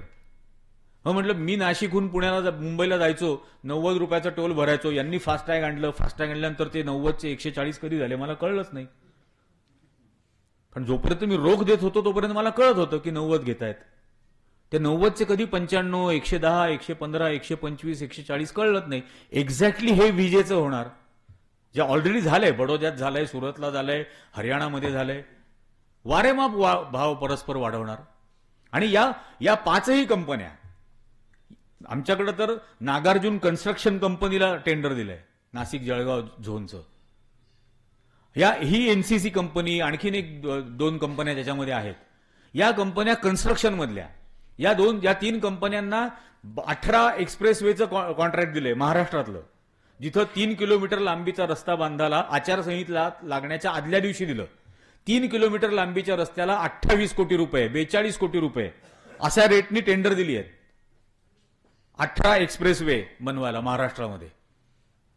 आणि त्याच कंपन्या इलेक्ट्रोल बॉन्ड पण घेणार आणि त्याच कंपन्यांचे हजारो शेअर्स, लाखो शेअर्स अमित शहा निवडणूक आयोगाच्या म्हणजे अॅफिडेव्हिटमध्ये जाहीर करतो की या कंपन्यांचे शेअर्स आहेत माझ्याकडे. हे इतकं उघड उघड स्कॅम आहे. 56,000 कोटी रुपयाचा समृद्धी एक्सप्रेस हायवे 560 किलोमीटर लांबीचा बनवला. तुम्ही विचार करा, 1 किलोमीटरला 100 कोटी रुपये. 1 किलोमीटर रस्त्याला, 1000 मीटरला 100 कोटी, 1 मीटरला 10 लाख रुपये. 1 मीटर रस्ता बांधायला. ही लूट आहे तुमची माझी. आणि हे सगळं आपल्या पैशातून करणार. तरी हे म्हणणार 80 कोटी लोकांना मी फुकट धान्य देतो. मी आयुष्यात तू केलं काय भाऊ? कुठे काम केलं, धंदा केला, नोकरी केली, मजुरी केली, केलं काय तू? कुठून देतो तू? मी फुकट धान्य देतो. आपण खरंच हे सिरियस होण्याची विषय आलेला आहे हा. आणि हे बोलायला लागल्यानंतर मग काय करणार? धमक्या देणार. आता काय ठरवलं, ते ब्रॉडकास्ट बिल आणणार नवीन याच्यात, आणि हे युट्यूब पासून सगळ्या यांना बंद करायचं. हे तर मला आधीपासूनच चाललेलं आहे ना. युट्यूबचं म्हणजे आधी ते काय अल्गोरिदम मधून सप्रेस करायचं, आणि आता असे चॅनल्सच बंद करून टाकायची जे या सरकारच्या विरोधात बोलतात. मला म्हणे तुझं युट्यूब चॅनल बंद करतील मग काय करशील? म्हटलं झाडावर चढून बोलेन,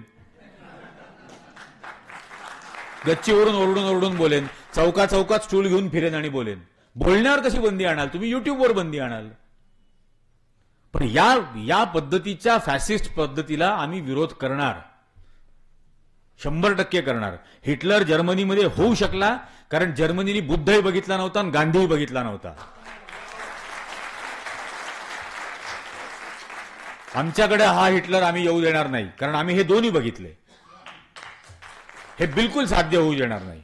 आणि ज्या पद्धतीची विचारसरणी, ज्या पद्धतीची आयडिओलॉजी या देशाची आपण ज्याला म्हणतो, ज्याला आयडिया ऑफ इंडिया आपण असं म्हणतो, जी आयडिया ऑफ इंडिया त्या स्वातंत्र्य मिळाल्यापासून सर्व पक्षांनी देशभरात रुजवायचा प्रयत्न केला. मग ते काँग्रेस असेल, ते समाजवादी पक्ष असतील, ते त्यानंतरचे कम्युनिस्ट पक्ष आहे, सगळ्यांनी या देशातली आयडिया ऑफ इंडियाला कधीही धक्का लावायचा प्रकार केला नाही. ती रुजवायचाच प्रयत्न केला. आज त्याला धक्का लावून तोडून टाकण्याचा प्रयत्न केला जातोय.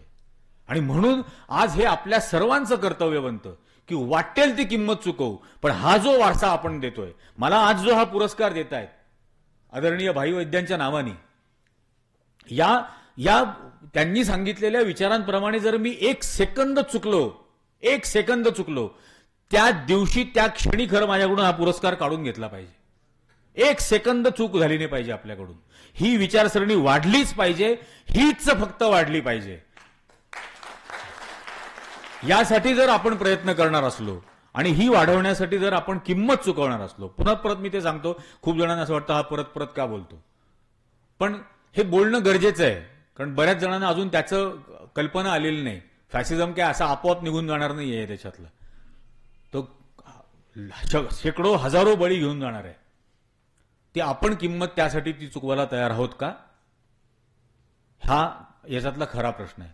आज हा मला पुरस्कार दिला, काही जणांनी त्याच्यावरूनही माझी टिंगल केली फेसबुकवर, ट्विटरवर, की तू काय युवा आहेस काय, तू काय नेता आहेस का. तर म्हटलं बाबा, मी मनाने तर मरेपर्यंत युवा आहे, त्यात काही शंका नाही. आदरणीय अभिजित वैद्यांना मी काय युवा वाटतो मला माहित नाही, त्यांना मी नेता का वाटतो हे माहित नाही, कारण त्या लौकिक अर्थाच्या नेता या व्याख्येमध्ये पण मी नाही. पण त्यांनी मला हा पुरस्कार दिलाय, ज्या नावाने दिलाय त्या नावाचा मी सन्मान करतो, अत्यंत मनापासून आदर करतो. आणि त्यामुळे तो मी घेणार, यात काही शंका नाही. आणि त्या पुरस्काराचं मोल आणि मान वाढत राहील, असंच फक्त माझ्याकडून होईल, एवढं मी या क्षणी, या प्रसंगी तुम्हाला सर्वांना आश्वासित करतो. मला पुरस्कार देऊन हा खूप मोठा माझा सन्मान केलात, याबद्दल मी अगदी मनपूर्वक आपला ऋणी आहे. आपण सर्वांनी ऐकून घेतलं याबद्दल आपल्या सर्वांना धन्यवाद. जय हिंद, जय भीम, जय महाराष्ट्र.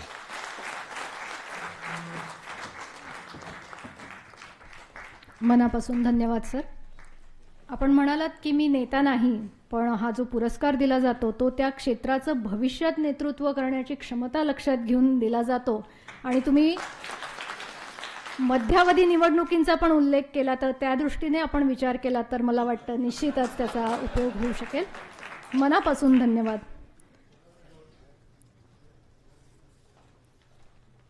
आजचा हा पुरस्कार आपण भाई वैद्य फाउंडेशन आणि आरोग्य सेनेचे राष्ट्रीय अध्यक्ष, समाजवादी विचारवंत, पुरोगामी जनगर्जना या मासिकाचे संपादक, पत्रकार डॉक्टर अभिजित वैद्य यांच्या हस्ते प्रदान केला. दीर्घ अनुभव असलेले पुण्यातील प्रसिद्ध हृदयरोग तज्ज्ञ म्हणून ते सुपरिचित आहेतच, पण त्याचबरोबर मी सुरुवातीला म्हटलं तसं भाई वैद्य यांच्या केवळ गुणसूत्रांचा वारसा ते चालवत नाहीत, तर विचारसूत्रांचा वारसा देखील ते पुढे नेत आहेत. ते पुरोगामी जनगर्जनाचे संपादक आहेत आणि शब्दांचीच शस्त्रे हा त्यांच्या मागील 8 वर्षातील निवडक अशा संपादकीय लेखांचा संग्रह पुस्तक रूपाने खऱ्या अर्थाने प्रसिद्ध झालेला आहे. सध्याच्या सामाजिक, आर्थिक, धार्मिक आणि राजकीय अशा सर्वच क्षेत्रातील दमनकारी परिस्थितीत निर्धाराने लेखन करणाऱ्या मोजक्या अशा धाडसी लेखक आणि पत्रकारांमध्ये, कार्यकर्त्यांमध्ये डॉक्टर अभिजित वैद्य यांचं नाव अग्रक्रमाने घेतलं जातं. आपल्या पुरोगामी आणि मूल्याधिष्ठित भूमिकेला वैचारिक जनहिताचा कोंदण देण्याचं काम ते करत असतात. आजच्या पुरस्कार सोहळ्याच्या निमित्तानं त्यांनी मनोगत व्यक्त करावं अशी मी त्यांना विनंती करते.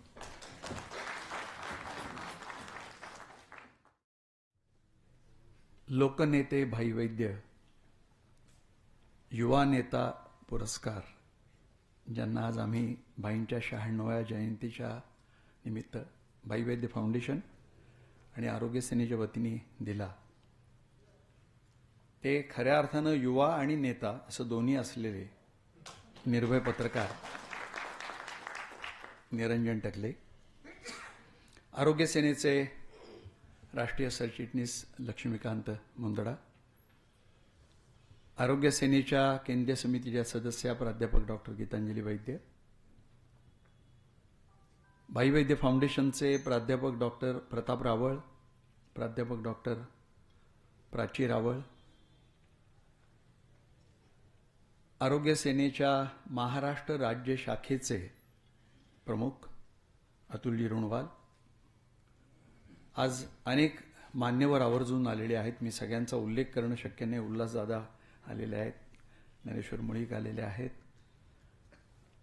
पत्रकार हरीश केंची आलेले आहेत आणि अनेक जण मान्यवर आज खास आवर्जून तुम्हाला ऐकण्यासाठी आलेले होते. भाई 90तही युवा होते.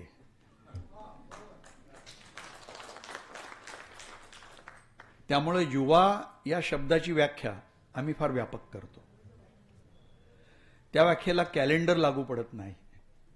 तर त्या व्याख्येला त्या व्यक्तीमध्ये असणारी ऊर्जा, धडाडी, लढण्याची जिद्द ही आम्ही ग्राह्य धरतो. आता नेत्याचा अर्थ काय? खरं तर चारी बाजूला असणारे नेते पाहिले की यांना नेता म्हणू नये असं वाटायला लागतं. त्यामुळे आम्ही वेगळे आयाम शोधत असतो आणि वेगळे आदर्श शोधत असतो. त्या आदर्शांमध्ये तुम्ही नेताही आहात.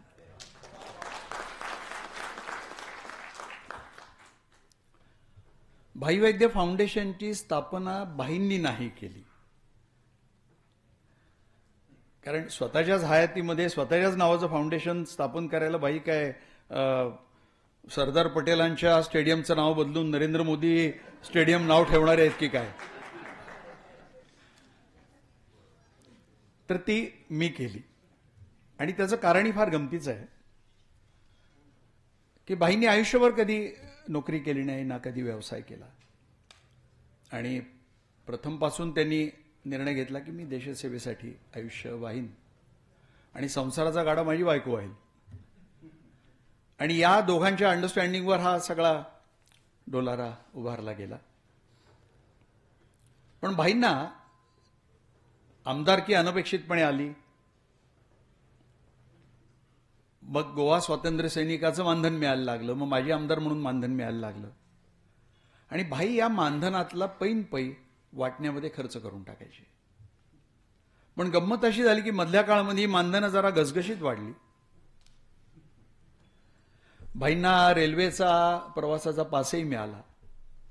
त्यामुळं 75 पर्यंत साध्या सेकंड क्लासनी किंवा एसटीच्या लाल डब्यांनी देशाच्या कानाकोपऱ्यात हिंडणारे भाई हे 75 नंतर त्या पासमुळे बरोबर एका व्यक्तीला घेऊन प्रवास करायला लागले. अर्थात त्यावेळेला गंमत अशी झाली होती की भाईंचे गुडघे खराब व्हायला लागले. आणि कुठल्या खेड्यापाड्यांमध्ये गेल्यावर तिथे भाईंना शौचासाठी बसणं शक्य नव्हतं. म्हणून मी भाईंना एका बॅगेमध्ये एक फोल्डिंग कमोड करून दिलं होतं. तेव्हा हे भाई हातातल्या एका बॅगेमध्ये कपडे आणि एका बॅगेमध्ये कमोड घेऊन समाजवादाची धुरा घेऊन समाजवादाचा प्रचार करत या देशाला समाजवादी लोकशाहीच्या दिशेला नेण्यासाठी खेडोपाड्यांमध्ये हिंडत होते. पण निदान त्या रेल्वेच्या पासामुळे ते झालं. आणि या मानधनं भाई जे वाटायला लागले तेव्हा गंमत झाली. ती पुढं वाढली आणि एक दिवशी चक्क भाईंना आयकर लागला. हे तर सगळे पैसे वाटून बसलेले होते. मग आयकर भरला मी. आणि मी भाईंना म्हणलं भाई हा कुठला उफराटा न्याय आहे? तुम्ही पैसे वाटून टाकता आणि तुम्ही आयकर भरताय. बरं, तो आयकर भरायलाही तुमच्याकडे पैसे नाही आहेत. तर आपण जरा काहीतरी याला वेगळं रूप देऊयात. आणि मग विचार करून भाई वैद्य फाउंडेशन हे जन्माला घातलं. आणि मग भाईंचे पैसे या फाउंडेशनमध्ये टाकत आम्ही अनेक उपक्रम भाईंच्या हयातीतच सुरू केले.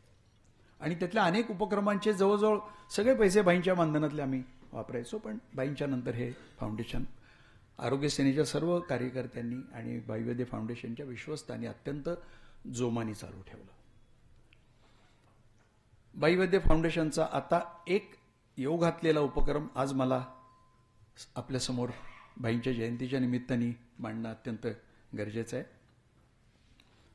आम्ही तारीख अंदाजे सांगतोय 9 ऑगस्टची पूर्वसंध्या म्हणजे 8 ऑगस्ट, जो समाजवाद्यांच्या दृष्टीने फार महत्वाचा दिवस आहे.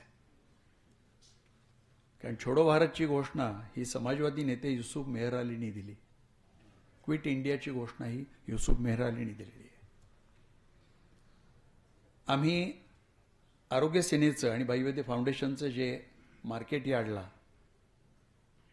कार्यालय आहे त्या कार्यालयाला आता भाई वैद्य अकादमी ऑफ सोशल स्टडीजमध्ये रूपांतर करत आहोत. जावडेकरांची परवानगी घेऊन हेही तुमच्या पुढे मांडायला हरकत नाही की त्याची जी आमची बैठक झाली त्यात प्राध्यापक शरद जावडेकरांनी त्याचं पहिलं प्राचार्य म्हणून प्राचार्यपद स्वीकारावं असं ठरलेलं आहे. अर्थात ही अकादमी काय असणार आहे मी सांगायची गरज नाही. तुम्ही जे शांताबाई दाणींचं उदाहरण सांगितलं आणि त्या वर्तमानपत्र टाकणाऱ्या मुलाला बोलवून त्याचा वर्ग कसा घेत होतात असेच वर्ग तिथे चालणार आहेत. आणि अशा वर्गांची थांबलेली परंपरा एका वेगळ्या पद्धतीने आम्ही पुन्हा चालू करणार आहोत. आणि मला खात्री आहे की आपण त्याला फार उदंड असा प्रतिसाद द्याल. दुसरा जो शिष्यवृत्तीचा उपक्रम आहे तो एक खूप वेगळा उपक्रम आम्ही जन्माला घातला की भाईंनी आयुष्यभर शेवटची 30 वर्ष विशेषतः KG to PG मोफत सर्वांना समान आणि गुणवत्तापूर्ण शिक्षणाचा लढा दिला. आणि जो राईट टू एज्युकेशनचा जो कायदा संमत झाला तो या भाईंच्या अखिल भारतीय समाजवादी अध्यापक सभेच्या लढ्याचं फलित आहे. आणि त्या कायद्यावर सही केल्यावर भारताच्या राष्ट्रपती प्रतिभाताईंनी भाईंना फोन करून सांगितलं, भाई तुमच्या लढ्याला यश मिळालंय. भाई म्हणले अर्धच यश आहे, लढा चालूच राहील.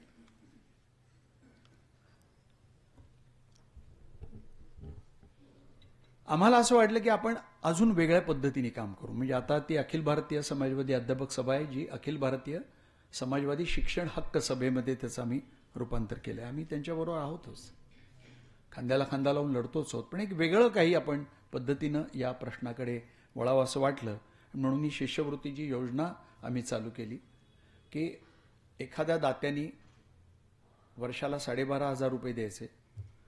त्यातले 12,000 आम्ही विद्यार्थ्याला देणार. 8वीला विद्यार्थी निवडले जातील कारण शाळा गळतीचं प्रमाण हे त्या काळामध्ये सर्वात जास्त असतं. आणि 8वी ते 12वी त्या विद्यार्थ्यांना आधार देत आम्ही पुढे नेऊ. सुरुवात 4 विद्यार्थ्यांनी झाली. 10 वर आकडा गेला, 30 वर आकडा गेला. गेल्या वर्षी तो आकडा 60 वर गेला. आणि यावर्षी आमचं लक्ष 15 सप्टेंबरला ही शिष्यवृत्ती मुलांच्या हातात देणार आहोत. 100 आकडा गाठायचा आहे. आणि ते लक्ष्यही पूर्ण होईल असं आता मला दिसतंय. आणि जे काही थोडंफार मध्ये कमी पडेल ते तुमच्यातलं कोणाच्या नक्कीच मनात येईल की आपण या शिष्यवृत्तीसाठी आपलाही हातभार लावावा. ते आक्षेप घेणार नाहीत असं गृहीत धरून मी जाहीर करतोय की आत्ताच 2 दिवसापूर्वी डॉक्टर गीतांजली यांचे मामा मामी श्रीयुत शरदचंद्र सराफ आणि आशाताई सराफ, आशाताईंनी 11,20,000 रुपये आम्हाला या शिष्यवृत्तीसाठी दिले.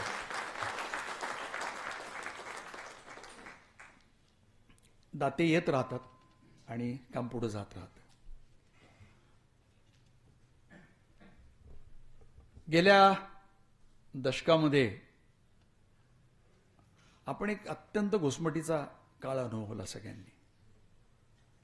म्हणजे खरं तर दिवसेंदिवस आपला समाज कसा भयभीत होत चाललेला आहे हे मी पाहत होतो, व्यथित होत होतो, लढतही होतो.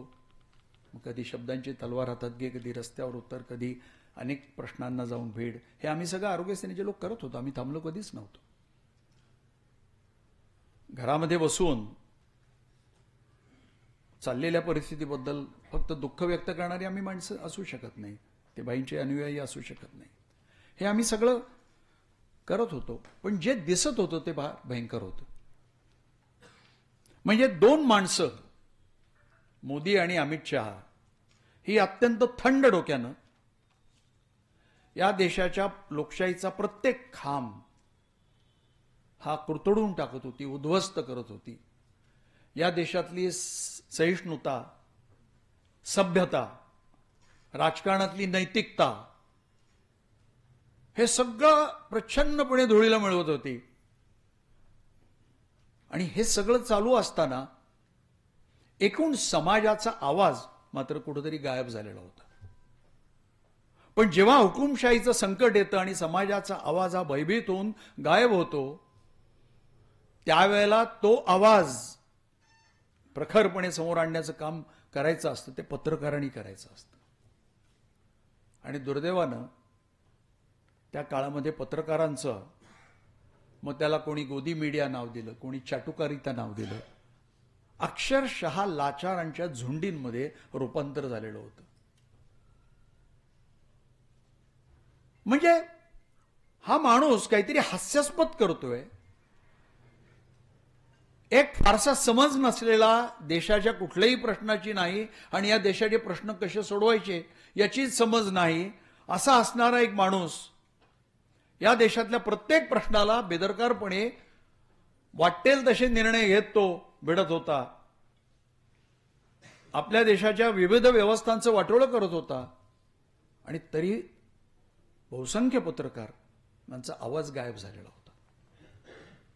आणि अशा काळामध्ये अत्यंत काही मोजके पत्रकार, की जो गनिमी कावा आपण म्हणतो ना, मी युट्यूब आणि या सगळ्या माध्यमांना आपण किती वाईट म्हणलो तरी मला वाटतं की आपल्या गनिमी काव्यासाठी शेवटी तीच मदतीला आली, की त्या पद्धतीनं ते लोकांपर्यंत पोहोचवत होते. मग कधी ध्रुवराठी पोहोचवत होता तिकडे जर्मनीवरनं, कधी रवीश कुमार पोहोचवत होते, कधी अभिसार शर्मा पोहोचत होते. पण तुम्ही जर यादी काढली तर लक्षात येईल की 2 हातांच्या बोटांवर मोजण्याच्या पलीकडे ती यादी नाही. आणि त्या यादीमध्ये एक अत्यंत अग्रणी नाव आम्हाला सापडलं, ती निरंजन टाकले.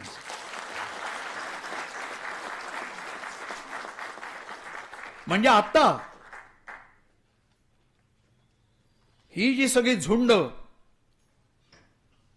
राजकीय लोकांची झुंड, धर्माचा बुरखा घेऊन या देशाचा कब्जा करण्याचा प्रयत्न करत होती, तो अश्वमेघ निदान थांबवण्याचं काम ज्या पत्रकारांनी केलं त्या पत्रकारांमधलं हे एक अत्यंत अग्रणी असं नाव आहे. त्यामुळे बाईंचा पुरस्कार द्यायला एवढं उचित व्यक्ती असू शकत नाही. त्याच्यासाठी ते युवा म्हणजे नक्की काय? अहो, वैद्यकीय व्याख्या आता म्हातारपणाची आम्ही 75ला सुरू केलेली. त्यामुळं कोणाला युवा म्हणायचं आणि कोणाला नेता म्हणायचं. म्हणजे गल्लीबोळामध्ये दादा आणि पादांचे फेक्स लावल्यावर नेते होत नसतात. हो, कधी ते नेते होत नसतात. 200-200 फुटांचे फ्लेक्स लागले म्हणजे माणूस नेता होत नाही. नेतृत्वाचा अर्थच अजूनही समाजाला नीट कळत नाहीये. कोणाला नेता म्हणायचं, समाजाचं नेतृत्व काय, वैचारिक नेतृत्व काय, सांस्कृतिक नेतृत्व काय, याचा अर्थच समाजाला कळेन असं झालेलं आहे. नेतृत्वाच्या व्याख्या ह्या लागणारे फ्लेक्स किंवा नेत्याच्या मनगटावर असणारे 2-2 इंचाची सोन्याच्या चेन, किंवा त्या नेत्यांनी काशीला किंवा आता राम मंदिर पाहण्यासाठी पाठवलेल्या सगळ्या त्या आपल्या भागातल्या बाया बापड्या आणि त्यांच्या प्रवासाची सगळी सोय करणं, नेतृत्वाच्या या अर्थापर्यंत आपण येऊन पोहोचलेलो आहोत. आणि स्वाभाविकपणे आमच्यासारख्या माणसांनी, ज्यांनी लहानपणापासून आम्ही SM जोशी, नानासाहेब, कधी मधुलिमय, दंडवते, ह्या माणसांना आम्ही जवळनं पाहिलं, त्यांच्या नेतृत्वाच्या क्षमता पाहिल्या, त्यांच्या समाजाला बदलून टाकण्याची ताकद पाहिली. चंद्रशेखरजींच्या जवळ मी किती वावरलो, त्यांच्या पदयात्रेत मी ऐन माझ्या तरुण वयामध्ये सामील झालो. गावागावांमधली चंद्रशेखरजींची भाषणं आजही मला आठवतात. म्हणजे त्यांचं भाषण हे साहित्यिक तर असायचंच, पण चंद्रशेखरजींच्या भाषणामधला एकही शब्द तुम्हाला इकडता तिकडं करता यायचा नाही. ते सर्वसामान्य माणसाला, ग्रामीण माणसाला भेटायचं, पण तरी देखील ते तत्वज्ञानानं ठासून भरलेलं असायचं. आणि त्या पार्श्वभूमीवर मोदींची जर भाषणं आपण आठवली तर अक्षरशः लाज वाटायला लागते. मी मुळात टेलिप्रॉम्प्टर बंद पडला की काय होतं या माणसाचं ते मी अनेक वेळा बघितलेलं आहे. आता पुण्यामध्ये आले होते तेव्हा तिथलं व्यवस्था पाहणारे काही लोक माझे पेशंट आहेत, त्यांनी मला सांगितलं की त्या भाषणालाही टेलिप्रॉम्प्टरची व्यवस्था केलेली होती आणि टेलिप्रॉम्प्टरच्या बाहेरचं ते एकच वाक्य बोलले ते शरद पवारांबद्दलचं, भटकती आत्मा. म्हणजे तुम्ही या व्यक्तीचा दर्जा पहा. पण सगळ्यात भयानक गोष्ट आहे, जर आपण लोकशाही समाजवादाच्या बरोबर विज्ञान निष्ठेचा आणि विज्ञानावर आधारित समाजाचा जर आग्रह धरत असू तर भयानक आक्षेपार्ह जे आता त्यांनी वक्तव्य केलेली आहेत ती म्हणजे आपण परमात्म्याचा अवतार आणि गंगेचा पुत्र असण्याचा केलेला दावा. म्हणजे आता स्मृती इराणीनं जो बंगला खाली करायचा जो आदेश निघाला तो परमात्म्यानेच यांना दिलेला असावा असं मला वाटतं. म्हणजे परमात्म्यामध्ये आणि इकडे काहीतरी बिघाड झालेला आहे. आणि हाच माणूस डॉक्टर्सच्या आणि वैज्ञानिकांच्या परिषदांमध्ये काय त्यांनी सांगितलं तर जगाच्या इतिहासातली सगळ्यात पहिली प्लास्टिक सर्जरी ही भारतामध्ये झाली आणि ती प्लास्टिक सर्जरी म्हणजे गणपती. आता प्रामाणिकपणे मी ठीक आहे मायथॉलॉजी आहे ती शेवटी, पण त्या मायथॉलॉजीची जर एखादा विज्ञानाच्या पद्धतीने माझ्यासारखा माणूस जर चिरफाड करायला लागला तर मला प्रश्न पडतो की जर एकतर भगवान शंकरांना आपला मुलगा आहे कळलं नाही, मग त्यांनी गणपतीचं मुंडकं उडवलं. मग जर प्लास्टिक सर्जरी तेव्हा होती तर त्यांनी तेच मुंडकं त्याला का नाही लावलं पुन्हा? त्याआधी बिचारा शेजारनं चाललेल्या हत्तीच्या पिल्लूचं मुंडकं तोडून का लावलं? साधा प्रश्न आहे. म्हणजे इतकं. आणि त्यावेळेला मला शरम वाटते की समोर फार मोठ्या प्रमाणावर देशातले उच्च शिक्षित प्लास्टिक सर्जन बसलेले होते आणि मोदींच्या या वक्तव्यानंतर त्यांनी टाळ्यांचा कडकडाट केला. आणि त्या दिवशी मला कळलं की आपल्या देशातला माणूस कितीही शिकला तरी तो विज्ञानवादी होत नाही. त्याला विज्ञान कळत नाही. तो शिक्षण घेतो हे पोट भरण्यासाठी आणि पैसे कमवण्यासाठी घेतो. पण त्याच्यामधली खरी गंमत आहे ती हे लक्षात घेतलं पाहिजे की या देशातले बहुसंख्य उच्च शिक्षित हे आजही ब्राह्मण्यवादी आहेत आणि त्या ब्राह्मण्यवादाने ही सगळी वाट लावलेली आहे. परीक्षेमध्ये तारखा विचारता तुम्ही. परीक्षा ही आकलनाची असली पाहिजे. परीक्षा ही त्या विद्यार्थ्याची विश्लेषणाची क्षमता काय आहे, तो एखाद्या प्रश्नाकडे स्वतंत्रपणे कसा बघू इच्छितो हे शोधणारी असली पाहिजे. पण आता मला एक सांगा, वेद पठणाची परंपरा असणाऱ्या देशामध्ये वेद पठण म्हणजे वेद आकलन नाही बरं का. आणि हे भटजी म्हणे उलटीकडनं वेद म्हणून दाखवतात. कशासाठी उलटीकडनं वेद म्हणतो आणि त्याचं कौतुक का करायचं? अरे माठ्या, तुला वेद कळतो की नाही हा खरा प्रश्न आहे. आणि तुला वेद कळत नाही असं तुकारामांनी सांगून ठेवलेलं आहे आम्हाला. म्हणजे सगळी परीक्षा यंत्रणा देखील कशी उभी करून ठेवलेली आहे एका विशिष्ट गोष्टीच्या भोवती. राजकारण देखील बघा ना तुम्ही, गेले 1.5-2 दशक पप्पू नावाच्या एका गोष्टीभोवती आपलं अख्ख्या देशाचं राजकारण फिरवण्यात आलं. आता पप्पूला काउंटर करण्यासाठी आपण फेकू उभा केला. आता खरी त्यातली गंमत आहे की तो पप्पू फेक होता आणि फेकू मात्र असली होता.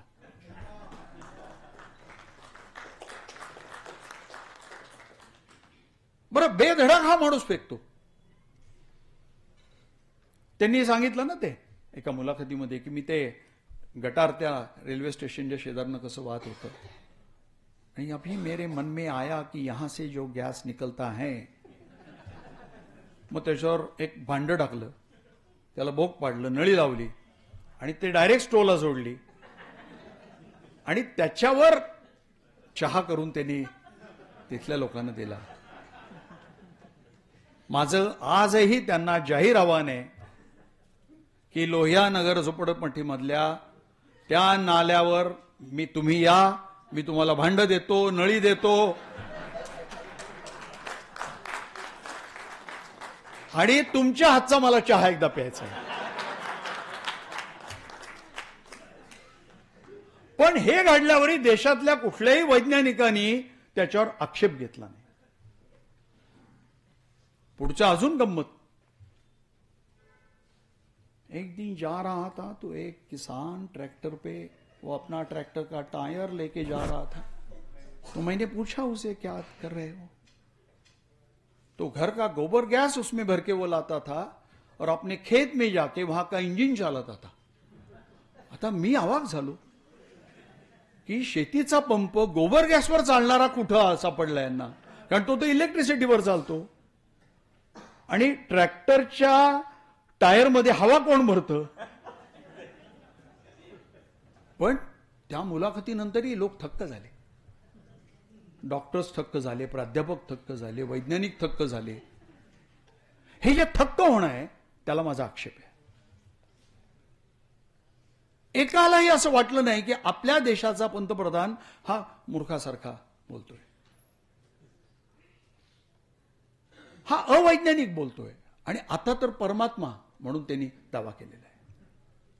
पण एक लक्षात घ्या, आपण एका बाजूला एक अत्यंत हास्यास्पद, आपलं अज्ञान सातत्यानं उघडं करणारी व्यक्ती देशाच्या सर्वोच्च पदावर पाहतोय, पण त्या माणसानं 2 मॉडेल जन्माला घातली. एक गोगोई मॉडेल आणि एक लोया मॉडेल.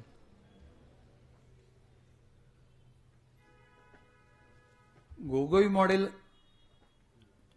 म्हणजे राम मंदिराचा निकाल देण्याची वेळ आली, त्यांची निवृत्ती जवळ आलेली आहे. अचानक एक महिला उभी राहिली, तिने सांगितलं की मी यांची स्टेनो होते, त्यांचं डिक्टेशन घेण्यासाठी घरी जात होते आणि त्यांनी माझ्याशी गैरवर्तन केलं. 2 दिवसांनी निकाल बाजूनी लागला. 3ऱ्या दिवशी गोगोई राज्यसभेवर गेले. याला मी गोगोई मॉडेल म्हणतो. आणि लोया मॉडेल तर तुम्ही हू किल्ड लोया, आणि तुम्ही जे सगळं केलंय ते इतकं चित्तथरारक आहे. म्हणजे खरं तर निरंजन, मला मनापासून वाटतं की तुमच्या या सगळ्या निरनिराळ्या गोष्टी, म्हणजे तुम्ही ते गुजरातमध्ये जाऊन मुस्लिम नाव घेऊन तिथे जो गुरांचा चाललेला व्यापार आणि त्यातल्या माफियांना शोधून काढणं, कित्येक 6-6 महिने तुम्ही ट्रक चालवणं, किंवा सोहराबुद्दीन आणि या सगळ्या प्रकरणामध्ये देखील तुम्ही ज्या पद्धतीने भेडलेला आहात, मला वाटतं की तुमची प्रत्येक जी शोध पत्रकारितेची कथा आहे त्याला खरं तर कथा म्हणलं जातं. त्यामुळे अनेकांचा गैरसमज होतो, कारण मराठीमध्ये आपल्याला story, journalistic story, investigative story हा शब्द नीट माहिती नाही. या प्रत्येक कथेवर खरं तर हॉलिवूडचा चित्रपट बनला पाहिजे. कारण वॉटरगेटवर जर चित्रपट निर्माण होऊ शकतो, अत्यंत ताकदीचा चित्रपट निर्माण होऊ शकतो. वॉशिंग्टन पोस्टचा जो बॉस्टन मधल्या चर्चमध्ये जे पेडोफाईल्स, लहान मुलांचं लैंगिक शोषण करणाऱ्या तिथल्या पादऱ्यांवर उत्कृष्ट चित्रपट होऊ शकतो. तुमच्या अनेक कथा या खरं तर चित्रपटासाठी लागेल. नाहीतर आपण कुठले कसले चित्तथरारक चित्रपट पाहतो, किती कचकड्याचे आणि तकलादू आपण चित्रपट पाहतो. अस्सल मातीमध्ये धाडस दाखवत स्वतःच्या जीवाची पर्वा न करणाऱ्या पत्रकारावर चित्रपट काढावा असं हिंदी चित्रपट सृष्टीतल्या कोणाला वाटत नाही. कारण त्यांना प्रश्न कदाचित पडत असेल त्यात ॲटम सॉन्ग कसं घालायचं.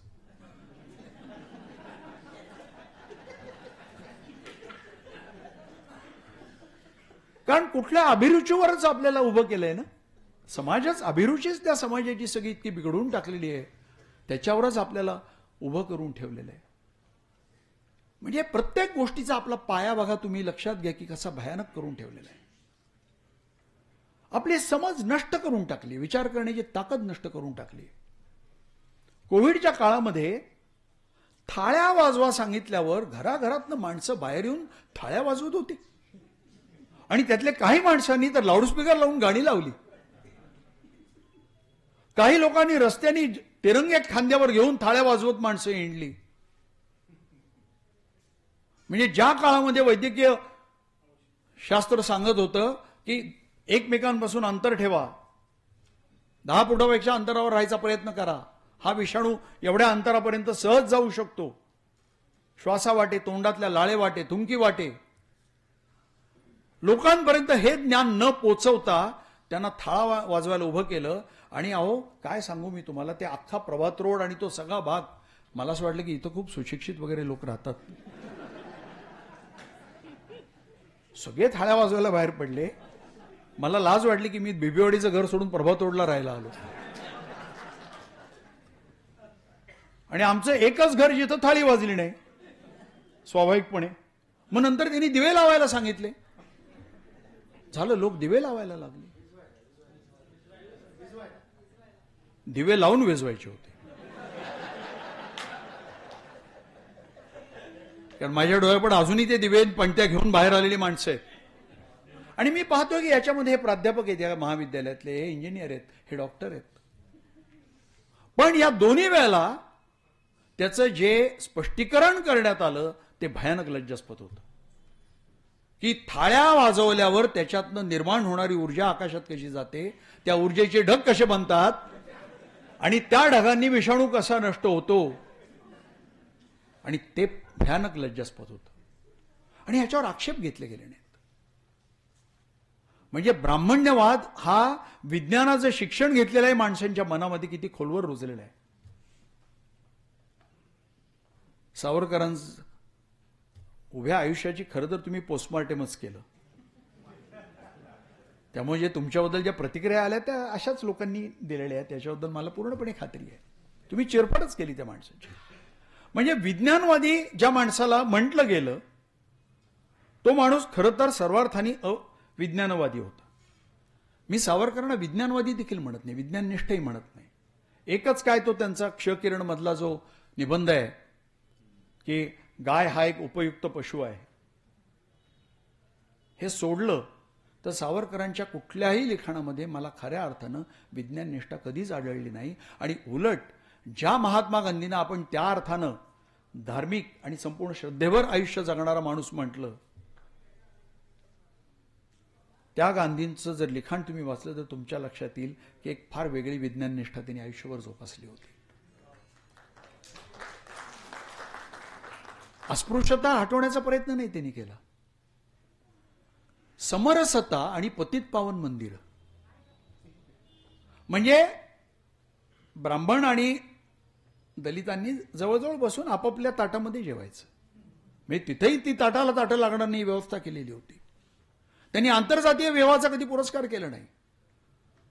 ते जाती अंदाजे कधी भाषा बोलले नाहीत.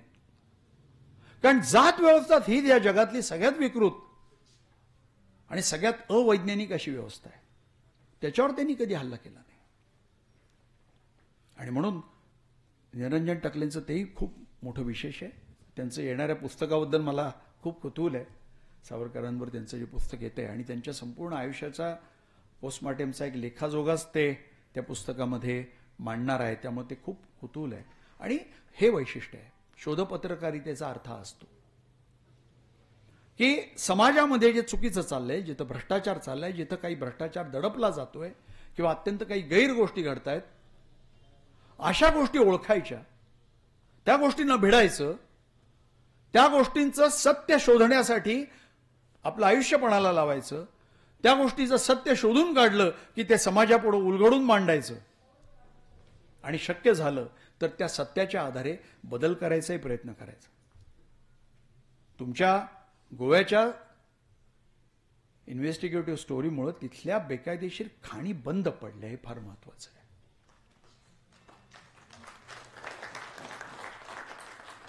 म्हणजे शोध पत्रकारिता ही एक स्टोरी एखाद्या आंदोलनासारखी असू शकते. आणि म्हणून बाईवैद्य पुरस्कारासाठी तुम्ही मानकरी आहात. बाईंचं आयुष्याचा क्षण हे एक आंदोलन होतं. 89व्या वर्षी माणूस शिक्षणाच्या प्रश्नावर सत्याग्रह करतो आणि मार्केट यार्डच्या त्या रस्त्यावर जावडेकर वर्षातही होत्या फत्कल मारून बसतो.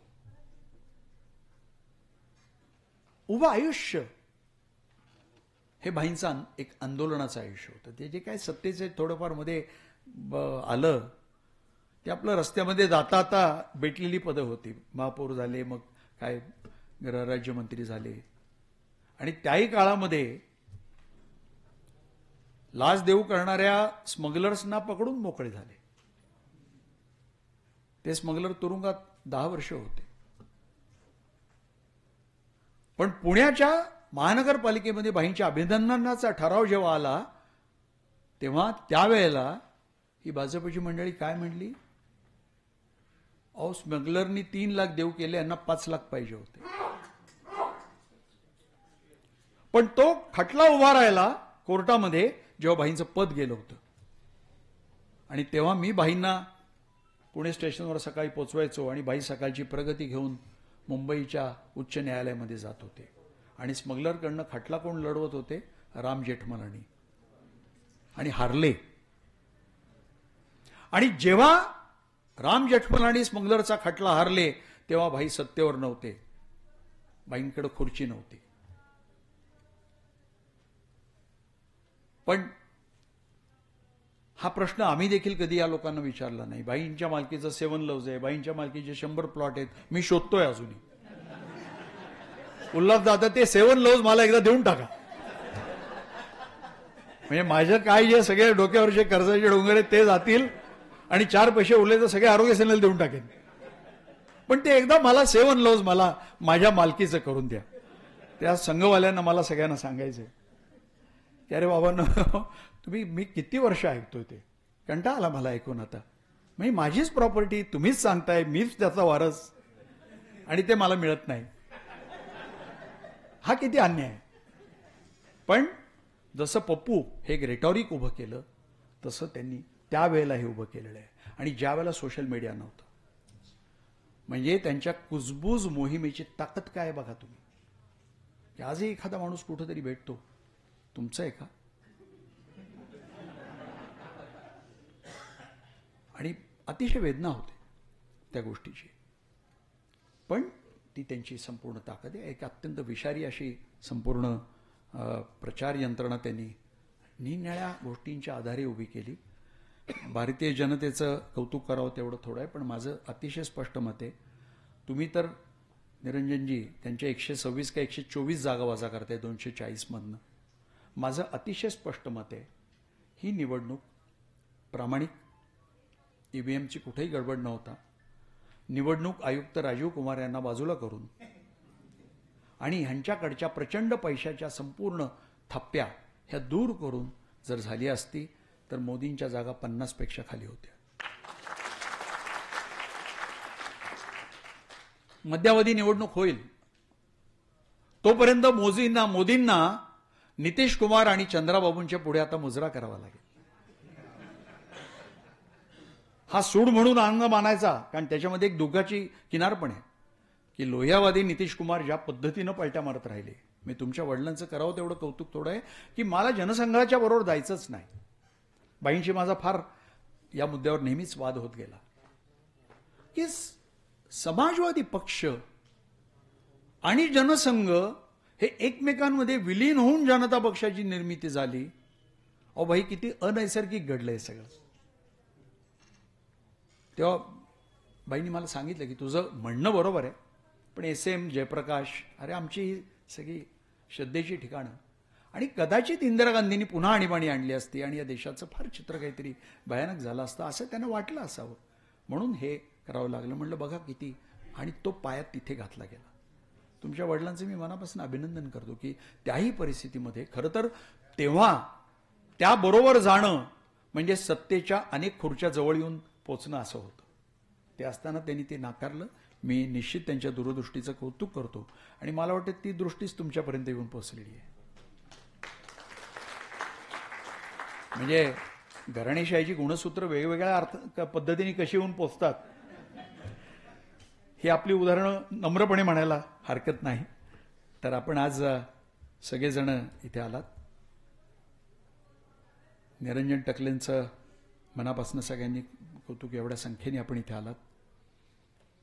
त्यांचा मी फॅन आहे असं मी म्हणलं तरी हरकत नाही. त्यांची यूट्यूबवरची अनेक भाषणं सातत्याने मी बारकाईने ऐकत आलेलो आहे. विशेषतः सावरकरांबद्दलची त्यांची सगळी मांडणी मी अतिशय बारकाईने, कारण मी फार तरुण असल्यापासून मला एक लक्षात आलं की एक प्रचंड फॉल्सहूडवर आधारलेली ही व्यक्ती आहे.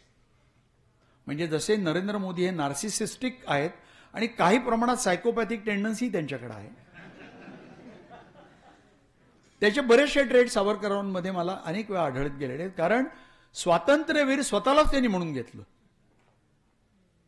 स्वतःचं चरित्र लिहिलं, टोपणनावाने लिहिलं, नंतर स्वतःच कबूल केलं की हे टोपणनाव मीच घेतलं होतं. ने मजसी ने परत मातृभूमी जे गीत आज पुण्यामध्ये या कोथरूड विथरूड, ती आता नवी सदाशिव पेठ आहे बरं का, कोथरूड ही पुण्याची. तर तिथं जे अगदी उभं राहून सगळ्या बायका गातात आणि त्यांच्या डोळ्यातनं घळाघळा अश्रू व्हायला लागतात, ते गीत त्यांनी तुरुंगात लिहिलंच नाही. ते त्याच्या खूप आधी इंग्लंडमध्ये आपल्या भावाचं मूल जे गेलं तेव्हा वहिनीला लिहिलेलं ते पत्र आहे. कसं एक फॉल्सहुडवर सगळं उभं, खोटेपणावर एक मिथक उभं केलं जातं. मोदी नावाचा असंच मिथक करण्याचा अपरंपार प्रयत्न केला आणि त्याला दुसऱ्या एका मिथकाने खूप मदत केली, त्याचाही यांनी पर्दाफाश केला. याच्याबद्दल मी पुन्हा त्यांचं अभिनंदन करेन, ते अण्णा हजारे.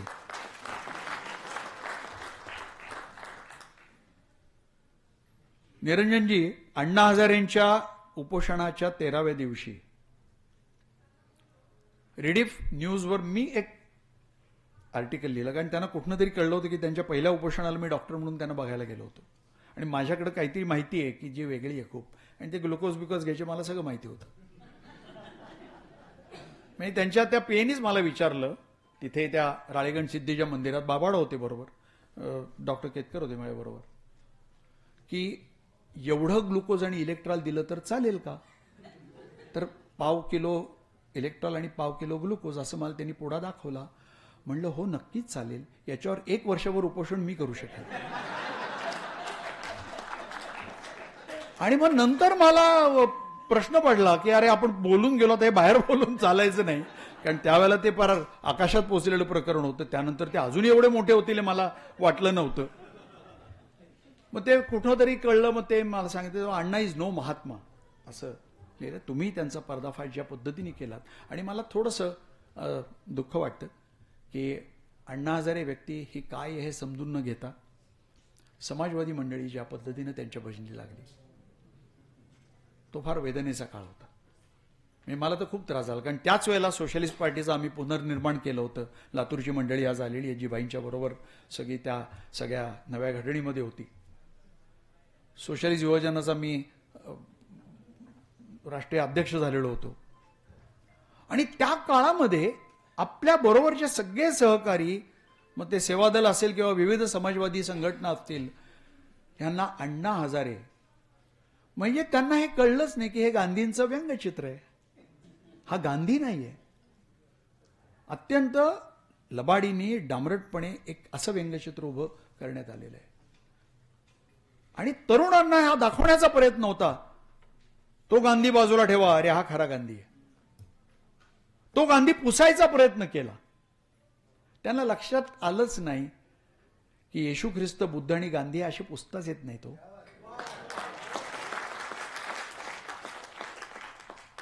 त्यांनी इतिहासाच्या कालचक्रावर आपले ठसे उमटवलेले असतात आणि ते त्यांच्या तत्वज्ञानानं उमटवलेले असतात. तुम्ही त्यांना काय गोळ्या खाला, फासावर लटका, कुरसावर लटकवा, ते जात नसतात.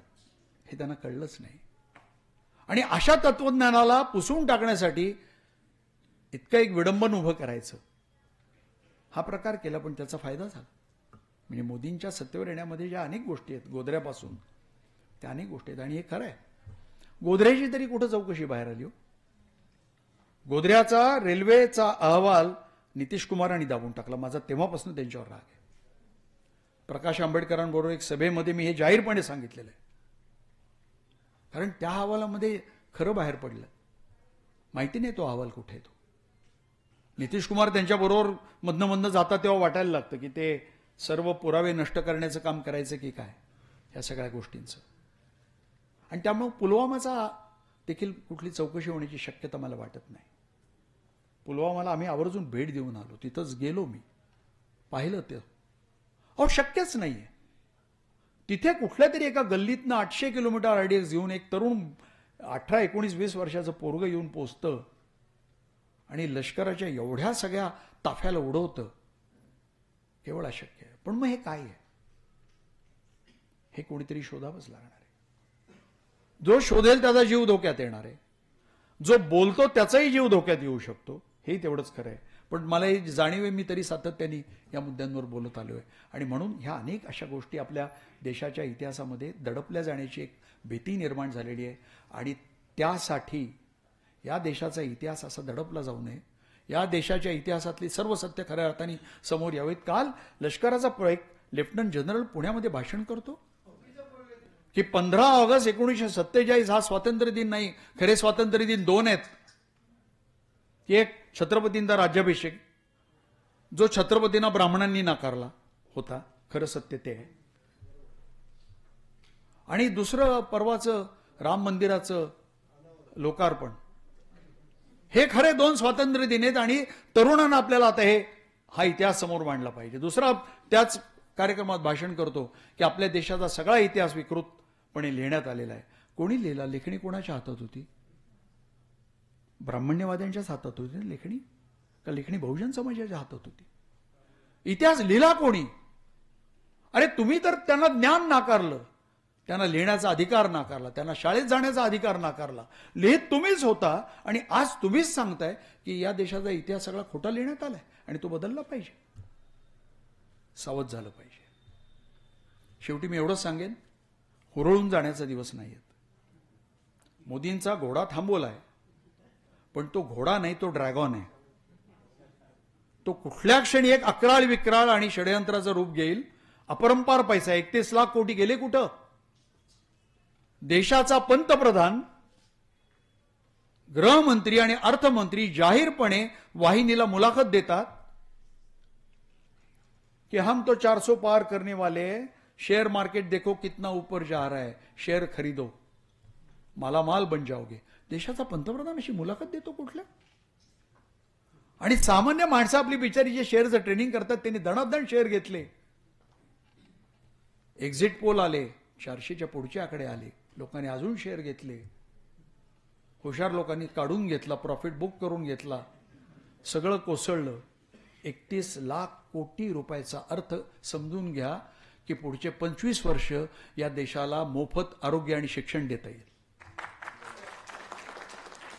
गेले कुठे पैसे? का अशी मुलाखत दिली? हे नियोजनबद्ध आहे. संपूर्ण देशाची राजकारणाची सर्व सूत्र फार हुशारीनं नुसत्या धर्माच्या आधारे नाही तर अर्थाच्या आधाराने, पैशाच्या आधारानं ताब्यात घेण्याचं हे षडयंत्र आहे. म्हणून आपल्याला सावध झालं पाहिजे. आता थोडं पावलं त्यांची मागं गेल्यासारखं दिसतंय, पण त्यांचं वैशिष्ट्यच आहे हो. जेव्हा सत्ता जरा दूर जाते तेव्हा ते स्वतः देखील बिळात जाऊन लपतात. मग बिळातनं हळूच डोकं काढून बाहेर बघत राहतात की आपली वेळ कधी येते आणि आपल्याला आतमधनं अजून पोखरता कसं येईल. देश पोखरून ठेवलेला आहे.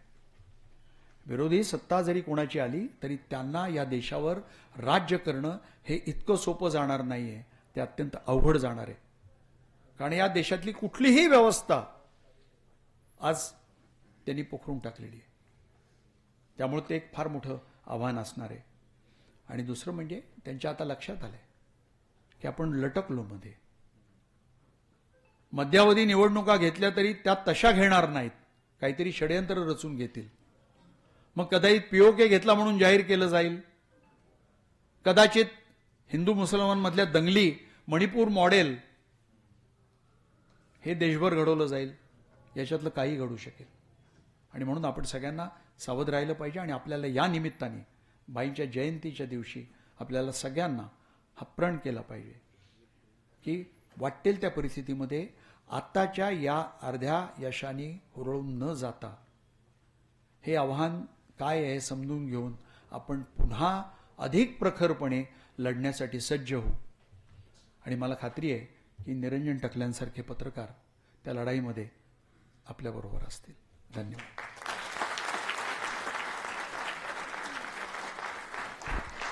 धन्यवाद सर. तुमच्या मार्गदर्शनातून भाईंच्या आणि त्यांच्या लोकशाहीवादी विचारांचा जागर झाला आणि हाच या सोहळ्याचा उद्देश आहे. एखादा मसीहा येईल आणि आपलं कल्याण करेल या आंधळ्या भक्तीवर आपण ओढलेले ओरखडे सामान्यांचं डोळे उघडणारे होते. मनापासून धन्यवाद.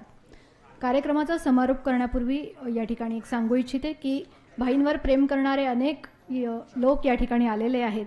त्यापैकीच एक ज्ञान फाउंडेशनचे विश्वस्त या ठिकाणी आलेले आहेत आणि ज्ञान फाउंडेशनतर्फे पुढील शनिवारी लोकनेते भाई वैद्य स्मृती गौरव पुरस्कार प्रदान सोहळा SM जोशी सभागृहाच्या शेजारच्या प्रशिक्षण हॉलमध्ये होणार आहे. आणि त्याही पुढे जाऊन मला सांगायला आनंद होतो की या पुरस्काराचे मानकरी आज या ठिकाणी उपस्थित आहे. माननीय न्यायाधीश GD पारेख यांना तो पुरस्कार पुढल्या शनिवारी कॉन्फरन्स हॉलमध्ये म्हणजे 29 जूनला सायंकाळी 5:30 वाजता देण्यात येणार आहे. आपण सर्वांनी या कार्यक्रमाला उपस्थित राहावं ही विनंती. तसंच कार्यक्रमानंतर चहापानाची व्यवस्था करण्यात आली आहे, त्याचा देखील आपण लाभ घ्यावा. आणि यानंतर मी संतोष जाधव यांना विनंती करते की त्यांनी आभार व्यक्त करावेत. लोकनेते सध्या भाई वैद्य युवा पुरस्कार या निमित्तानं आज आपण जे आमच्या विनंतीला मान देऊन आलात त्याबद्दल सर्वांचा मनपूर्वक आभार. आज ज्या रत्नांना आपण पुरस्कार देत आहोत प्रत्येक वर्षी वेगवेगळ्या क्षेत्रातले रत्न सर आमच्यासाठी घेऊन येतात. आज निरंजन टकले सर हे एक वेगळं रत्न आपल्यासमोर वैद्य सरांना आणलं आहे. आज आपण त्यांची लेखन पाहिलं, त्यांचे विचार पाहिले, त्यांचे व्हिडिओ क्लिप पाहिले तर एक समाजाला वेगळी दिशा देणारं लेखन त्यांच्याकडनं लिहिलं गेलं आहे. मला वाटतं प्रत्येक वर्षी सर आम्हाला समाजातले वेगळे रत्न प्रस्तुत करतात. आरोग्य सेना नेहमी ह्याच वाटचाली चालू आहे. मला वाटतं दोन्ही रत्न आपल्यासमोर आहेत. कोणीच कुठल्या क्षेत्रामध्ये आज समाजवाद जो विचार घेऊन चालला आहे त्याच्यामध्ये कमी नाही. आपल्यासाठी हे एक वेगळीच पर्वणी आहे. समोर बसलेले अनेक वेगवेगळ्या क्षेत्रातले दिग्गज आपल्या समोर बसलेले आहेत. आजही ह्या दोघांचे विचार पाहता ह्या देशातला संपूर्ण आज काय वाटचाल चालली आहे हे संपूर्ण यंत्रणा बदलण्याची ताकद ह्या दोघांच्या विचारामध्ये आहे हे प्रत्येकाला इथं जाणवलं असेल. बसल्या बसल्या आपण काय आज घेऊन चाललो आहोत हे आज आपल्याला सगळ्यांना इथून एक वेगळं काहीतरी घेऊन चाललो आहोत हे नक्कीच जाणीव झाली असेल. मला वाटतं अनेक आपण व्याख्यानं पाहतो आणि छोटे मोठे कार्यक्रम पाहतो पण त्याच्यामध्ये जे काही घेऊन जायचं असतं ते निश्चित आपल्याला सापडत नसतं.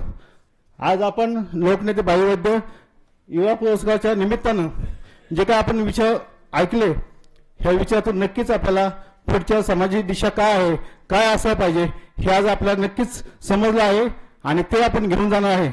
आज मी ह्या कार्यक्रमाच्या निमित्तानं निरंजन टकले सरांना एवढंच सांगू इच्छितो, जर तुम्हाला इथं संधी मिळाली असती सावरकरांवर बोलण्याची नक्कीच तुम्ही आज ह्या सर्वांना ते सावरकर काय आहे त्याची दुसरी बाजू काय आहे हे निश्चितच तुम्ही आज सगळ्यांना दाखवलं असतं आणि सगळ्यांच्या डोळ्यावरची झापडं ही निघाली असती. असे अनेक विषयावर तुम्ही जे लिखाण केलं आहे, अभ्यास केला आहे, शोधनिबंध लिहिले आहेत ते अनेकांचं वाचन झालेलं असेल, यापैकी अनेकांना ते अनुभवलं असेल. मीही काही गोष्टी तुमच्या वाचल्या ऐकल्या आणि मला अतिशय म्हणजे मी लहानपणापासून ज्या गोष्टी शोधत होतो नक्की सत्य काय आहे तर तुमचं एक वाक्य आहे, प्रत्येकानं सत्य समाजापुढे आणलं पाहिजे आणि सैतानाला शर्मिंदा केलं पाहिजे. हे वाक्य कायम सगळ्यांना लक्षात ठेवलं पाहिजे. आज हे वाक्य तुम्ही समाजापुढे आणलं आहात. आज तुम्ही जे जीवन जगलात तुम्हाला जे बाळकडू भेटलं आहे, डॉक्टर वैद्य सरांना जे बाळकडू भेटलं आहे हे आम्हाला सगळ्यांना भेटलं नाही पण नक्कीच आम्हाला भाई वैद्य सरांचं सध्या भाई वैद्य सरांचं आम्हाला सहवास लाभला. आमच्यासारखे एक छोट्या गावातून छोट्या कुटुंबातून आलेले लोक सुद्धा आज भाई वैद्य सरांचं म्हणजे एखाद्या लोखंडाला पैशाचे पैसे हवं तसं पैसे झाल्यानंतर आमचं सोनं झालं असं आम्ही समजतो. वैद्य सरांच्या सान्निध्यात येऊन आम्हालाही नक्कीच समाजामध्ये फक्त पोट भरण्यासाठी आपण जगावे नाही पाहिजे, आपण समाजाचं काय ते देणं लागतो. त्यासाठी काय केलं पाहिजे तर त्यासाठी अशा कार्यक्रमाला यायला पाहिजे. अशा अनुभवी लोकांचा, दिग्गज लोकांचा किंवा ज्या लोकांना समाजाला स्वतःला वाहून घेतला आहे अशा लोकांचे विचार ऐकले पाहिजेत. आज श्रोते सुद्धा वेगळ्या क्षेत्रातले तज्ज्ञ इथं समोर बसलेले आहेत. आमच्या संघटनेच्या किंवा डॉक्टर सरांच्या प्रेम करणारे अनेक लोक इथं बसले आहेत. सगळे आमच्या विनंतीला मान देऊन ऐकलात, आलात, एवढा वेळ थांबलात आणि पत्रकार निरंजन टकले सरांना आमचा सत्कार स्वीकारला, त्याबद्दल त्यांचं धन्यवाद, आभार आणि आपल्या सगळ्यांचे मनापासून आभार मानतो आणि थांबतो. धन्यवाद.